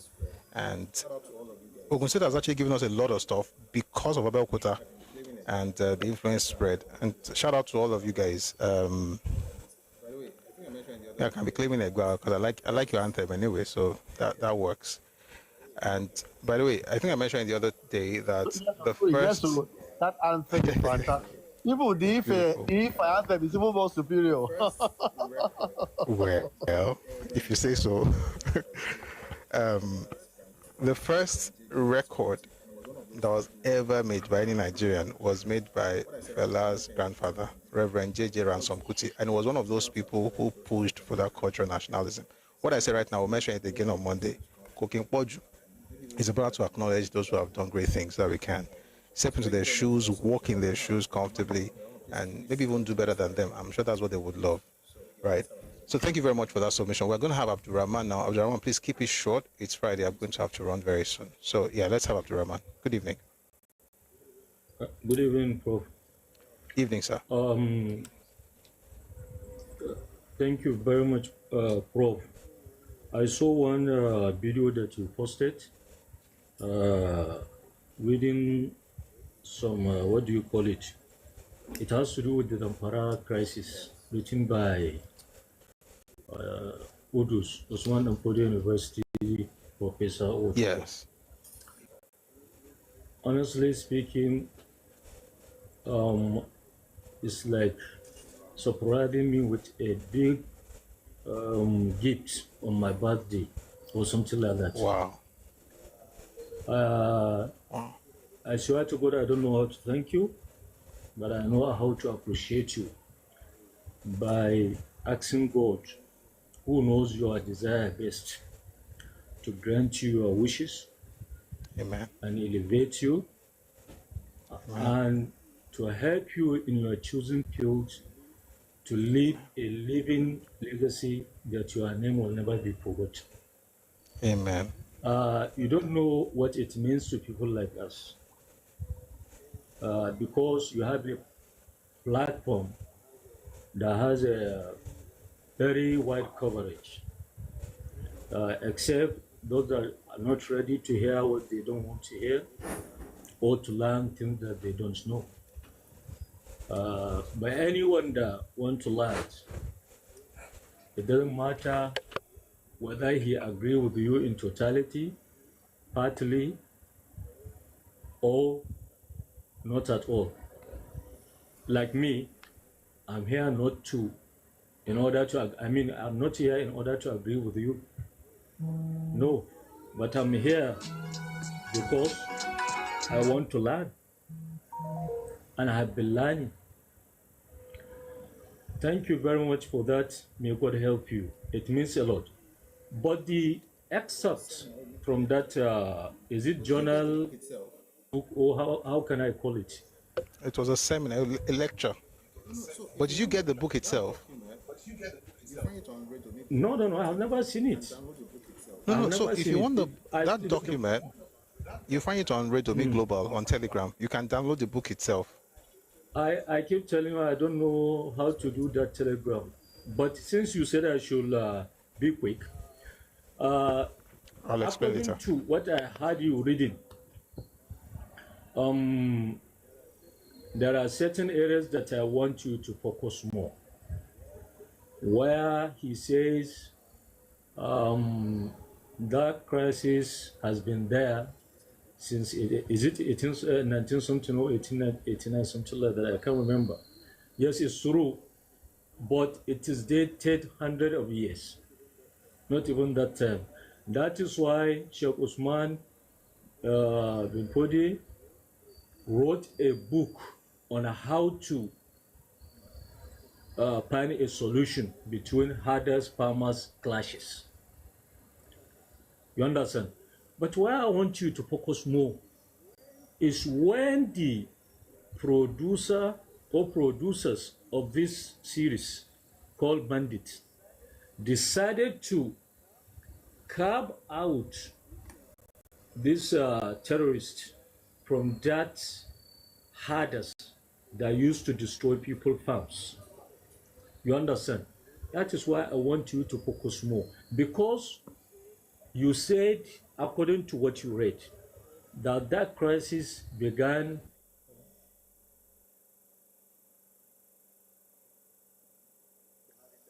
Buhari Daji, which is not true. It's not true. It has started from Ishe. Kundu and Buhari Daji were the second generation of it.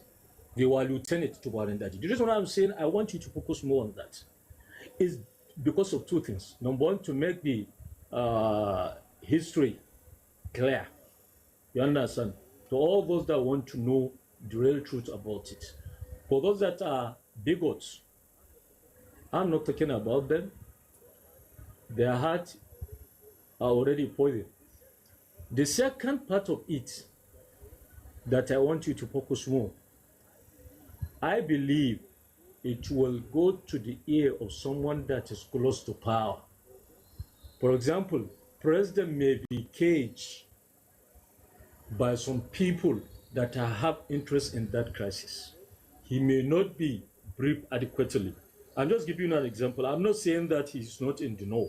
As someone who is receiving daily briefing, you understand? I can't say, but I'm just giving you an example. Please make it fast. Thank you very much. The second thing is...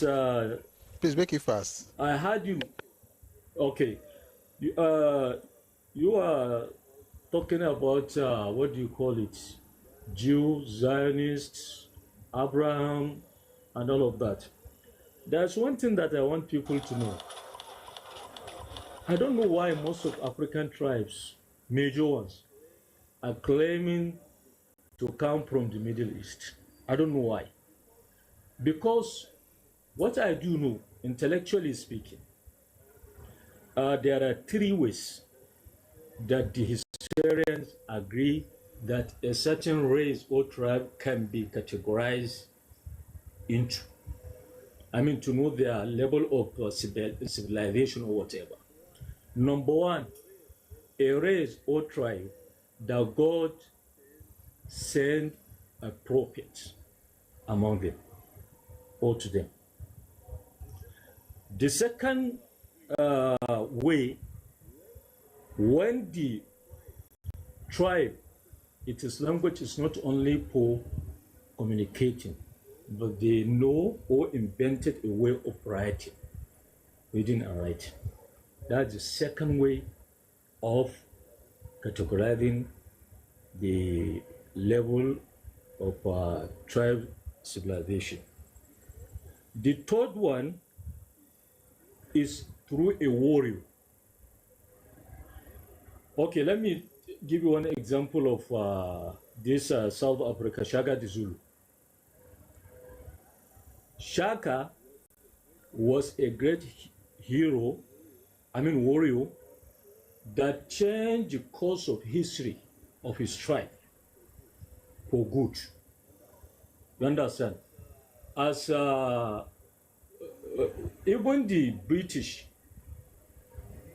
that hate anything Africa or black, some of their writers or historians had to agree that he was a warrior. And the fourth, which both the Middle East and the West are not involved in, because they know that Africa are far, far ahead of them, is through the rich culture and tradition. The historians normally don't add the fourth one that I just mentioned. That is the culture and tradition. Apart from Africa, the only place that you can get a rich culture and tradition around the world, maybe China and India.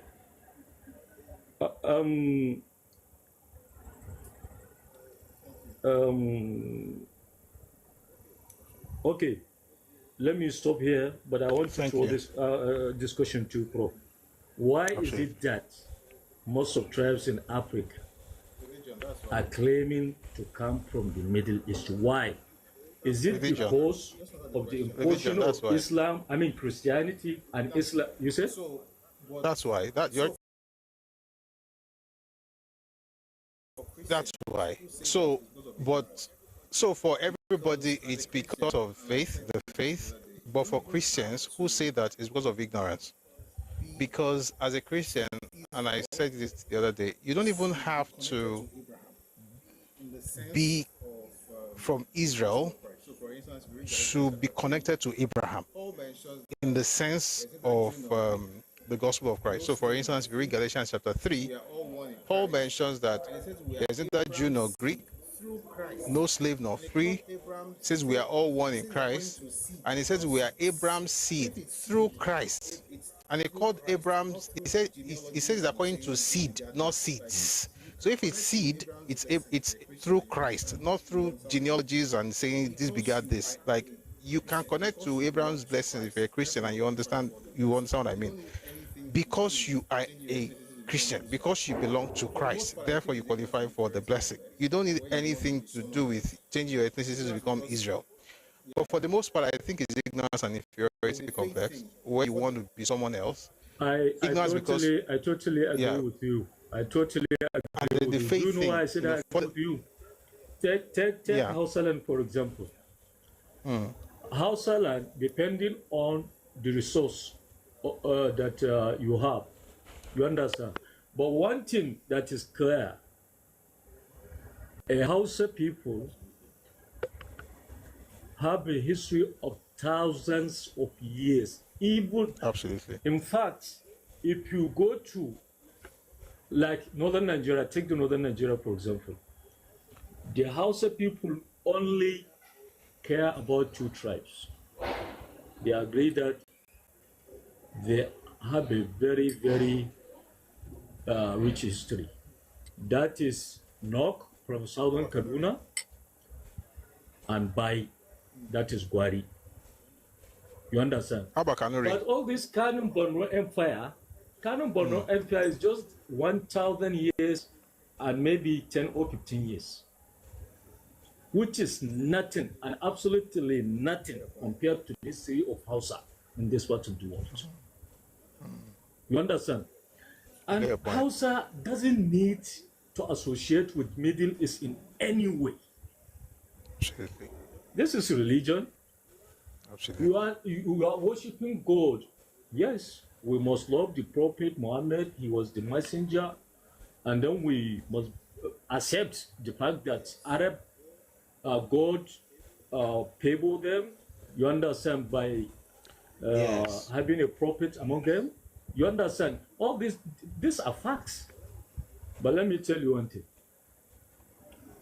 And pagan, House of Pagan, is more civilized by far than Arab pagan. I'm telling you this. And I will have a time that I will give you some references which include some of the professors from Yorubaland. You understand? Because if we are looking for a balanced history, sometimes our teachers used to refer us to Yoruba professors. Please, we have to wrap up. Yes. Okay. Thank you very much for giving me this opportunity. And please, we really appreciate we people that come from Kampala, and we know that that crisis was just created from nowhere, even though it evolved before our eyes. And we know those that are working for the West, the same as that is saying is coming to help us. But we cannot come out and see it. It's impossible. And we don't have a means. That is why IBB always, when he is having a conversation with anyone, will say that one thing about Yorubaland that you cannot take away from them is their sophistication. They are very sophisticated people.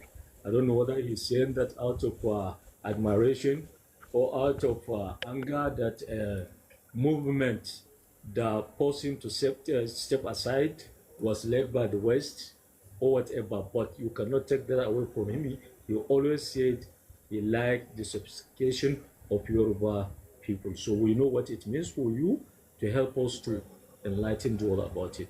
May God reward you abundantly. Thank you very much. Amen. Amen. Thank you very much, my brother Abdurrahman. I really do appreciate that. Thank you, thank you, thank you. God bless your land as well, the Hausa land, all parts of Nigeria. May there be peace within our borders, and may our land be blessed. Thank you. So thanks to everyone who has been part of today's session. We've had a fun ride. We had the news, we brought people up, we had a conversation, then we discussed the evolution of Christianity in Yorubaland, part 3. It would be nice to do a series on Hausa land. That is from math tuition. Absolutely. Interestingly, somebody told me to do that. I think I'll maybe I'll do something on Bayajida or on Queen Amina. See, it's a myth. No, it's a myth. Bayajida is a lie. There's nothing like Bayajida, but there was Queen Amina. It's a myth. No, it's a myth. Bayajida is a myth. But that myth is the basis of your. So myth is not a lie. It's a myth. I know you are from the north. So I'm not telling you your story. But you see, no, it's an intellectual discussion. You can defeat me. You are right that it is not real. Like it's not like it happened the way they say it did. But so the reason the old people, the ancient people used to create myth is to be able to explain concepts. So for instance, let me use one that is not Yoruba. When the myth origin Yorubaland, let's use Yoruba. When the myth of origin Yorubaland, like Ojua descends from heaven and then takes sand and pours it, it is not a lie, but it is not history. The idea is not to tell you that, oh, he came from heaven and all of the land that you are stepping on right now is the land where is the sand he poured. The idea is to tell you that your concept of the world should begin from this place because this is your origin. In other words, your ancestor created this place and the earth spread from here. Therefore, you are not just somebody trying to find his way in the earth. You are somebody who is coming from the source of the earth itself. It gives you identity. You are able to know your place on earth or your place in the world. Bayajida essentially explains the creation of the Hausa states. It may not, and I believe you are right, it may not necessarily be like, oh, you know, this one, Katsina and Zazao and Gobir and all of these towns now became princes, kingdoms and everything. It may not be exactly that way. The truth is, I suspect, and I may be wrong, I suspect that some of them were even independent of each other. And at some point, they had to come together to form maybe like a confederate or something like that. But they had to create a story to explain the fact that they are one. That oneness is actually the goal. The idea that somebody gave birth to somebody. Let me help you with two things. Number one, please do. This Bayajida that you said? you needed to mute when you're not talking, but please just speak and then we'll wrap up. Okay, I don't know why I tried to mute it several times. It refused. This issue by Jeddah, Prof. Anyone on this platform that understands Hausa knows it is two praise that merge together. Baya Jida. It means he doesn't understand or hear before. This Baya Jida that people are talking about, there's nothing in Hausa's history. It happens to be a one Arab from Persia. From Iraq. You understand? Who, I don't know. From Iraq. What do you call explorer? Whatever. I don't know. He finally adventurer. Come through Chad, you understand, and pass through. He finally settled in Jigawa. That is why he got the name Baya Jida. You understand? He is learning more about the Hausa land. You understand? So, he finally came to Daura. Daura, if you are talking about Hausa, organized Hausa, Daura is the first. But if you are talking about the history of Hausa, Zamfara is ahead of any Hausa kingdom that you know. Anywhere in the world, so why is Katsina? Is Daura respected because Bajida settled there and it became like a spiritual center? No, not is it because the man settled there? Spiritual. Every kingdom has their way, or has their deity that they worship. You understand? But what makes Daura unique in Hausa is have a new session simple. On this thing. That is where they started to have. I mean, in Hausa land, they started to have organized society. You understand? Organized society. That is where the rulership or kingship or monarchy, whatever you call it, started. You understand? I get it. Oh, that's I get it. So why did the finally reach Daura? After he reached Daura, he made. Let's discuss this one. Okay. Let's discuss this in detail. Like when we want to have a session, we'll discuss like everything in detail. But I would like to have a session on it, and we'll bring some books, but also have you here, since you are actually from there. But thank you very much for that, and thank you, Matt, for bringing that up. We should have a session on. Maybe what I would do is I'll do the relationship between Yoruba people and Hausa people in ancient times, or maybe we can start with Bayajida. Yes, Hausa people are very angry of Yoruba because Yoruba is supposed to be the closest to Hausa, but because of one thing or the other. You know that one thing. That one thing is actually. One thing that you may not come across is that I don't know how to put it in English. You know, wherever Hausa man, especially of Gobir clan, once he saw Yoruba man, he will capture him and started exchanging banters with Yoruba. You understand? Yoruba were the closest tribe. You understand? To Hausa, apart from Bai, that is Gwari. You understand? And as powerful as the Gobir Empire was, Gobir had never conquered Yorubaland simply because of the relationship between is it Okanakampu or what you call it? The Okakampu. Help me, of Ilorin. You know, he married the daughter of Okakampu, that's Afonja. Yeah. So I think either General Abdul Karim Adisa or Tajuddin Olaruwaju is partly Yoruba, partly Gobir, because his great-great-great-great-grandmother was the daughter of the famous King Bao Jangorzo. And so Yoruba was supposed to be the closest to Hausa people, but one thing or the one thing led to other, different things come in between, corrupted the whole. You understand? We'll discuss it. We'll discuss it when the time. the time comes. But thank you very much for bringing it up. Thank you. All right. Thank you, everyone, for being part of today's session. We've had, discussions around different things. We're going to continue the series on Monday, the evolution of Christianity in Yorubaland. If you'd like to support what we're doing, please use the bank details up here on the screen. It's a GTB account. We'd like to get as much support as we can because it takes a lot to do what we do here every day. By the way, if you're joining us for the first time, we do have these sessions every weekday, Monday to Friday, 4 p.m. Ife time, West African time. So join us on Monday and support what we do. And I want to thank everybody who gave gifts earlier. I don't usually spend a lot of time talking about gifts. Maybe I should begin to do so. I've been told to be doing live goals and everything. But I don't want to be distracted. But that's not because gifts are not important. But I appreciate those who gave and who supported. I saw some gifts earlier, and I really want to appreciate it. Thank you very much for your support. Thanks for the likes. Thanks for the shares and everything. Our own says Fulani. The truth is, when he says due to one thing or the other, the relationship between Yoruba people and Hausa people got spoiled. The truth is, it's not about one thing or the other. It's actually about it's a structural change that happened in Hausa land. You see, we'll talk about it later, Sha, but Yoruba people and Hausa people, they had Sarkis, they had the kings, we also had our own king. But by the time Usman Afodio came and changed everything, the society became feudal. The societal structure itself was changed, and everything just changed from there. And it's a bit deeper than what I'm saying, but we're going to get into the depths much later.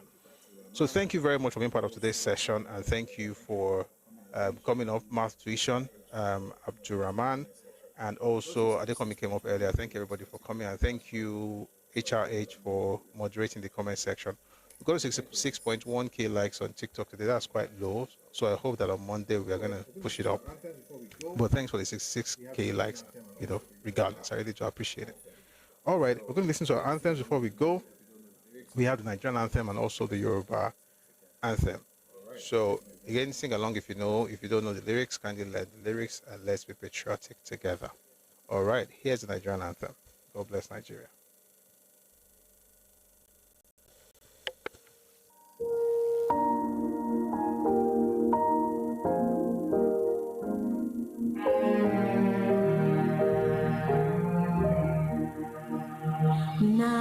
Nigeria, we hail thee, our own dear native land. Though tribe and tongue may differ, in brotherhood we stand.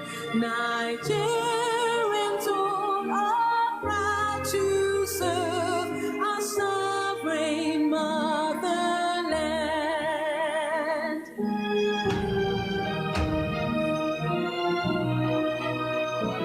Our flag shall be a symbol that truth and justice reign. In peace or battle honored, and this we can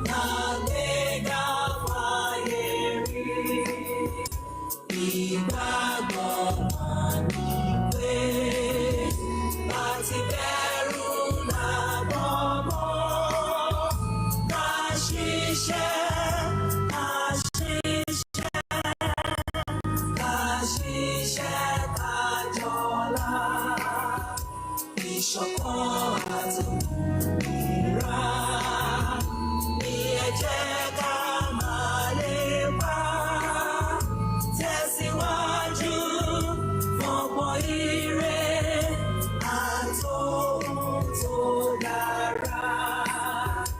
Ọmọ òkèèrè bọ́ sípò ẹ̀tọ́ rẹ̀. Ìwọ ni ìmọ́lẹ̀ ògo adúláwọ̀. Àwa ni ìmọ́lẹ̀ ògo adúláwọ̀, ìmọ́lẹ̀ wọ̀ ní wọ́kùn lágbára Ọlọ́run. Ilẹ̀ Nàìjíríà ò ní bàjẹ́, ilẹ̀ Yorùbá náà ò ní bàjẹ́. Nǹkan tó bá dáwọ́lé a máa yọrí sí rere ni. Ibi tí àwọn aláṣẹ kò ṣe dé, wọ́n tún ràn wá náà lọ́wọ́ látún ti ṣe ju ibi tán bá dé lọ. I want to thank everybody in the comment section. I see, thank you for the prayer user, and someone on TikTok, on YouTube was saying, sing am how. Nobody knows this version of the anthem. Please learn the version. No? We know the version. It's not that difficult to understand. May God bless you and may God keep you. This weekend is going to be a blessed weekend for you. Fantastic time. I hope you meet the right people. I pray that you be connected with the right people, those who will help you make progress in life. I pray that you'll come across new opportunities that will help you accomplish your goals. And I pray that the rest of the year will be the best of the year for you. The remaining days of the year 2025 will be days of blessings and progress. Like Barolong. Thank you very much for being part of today's session. I'll see you on Monday at 4 p.m. Ife time, West African time. Have a great night. Have a great weekend. God bless you. Odaro. Bye-bye.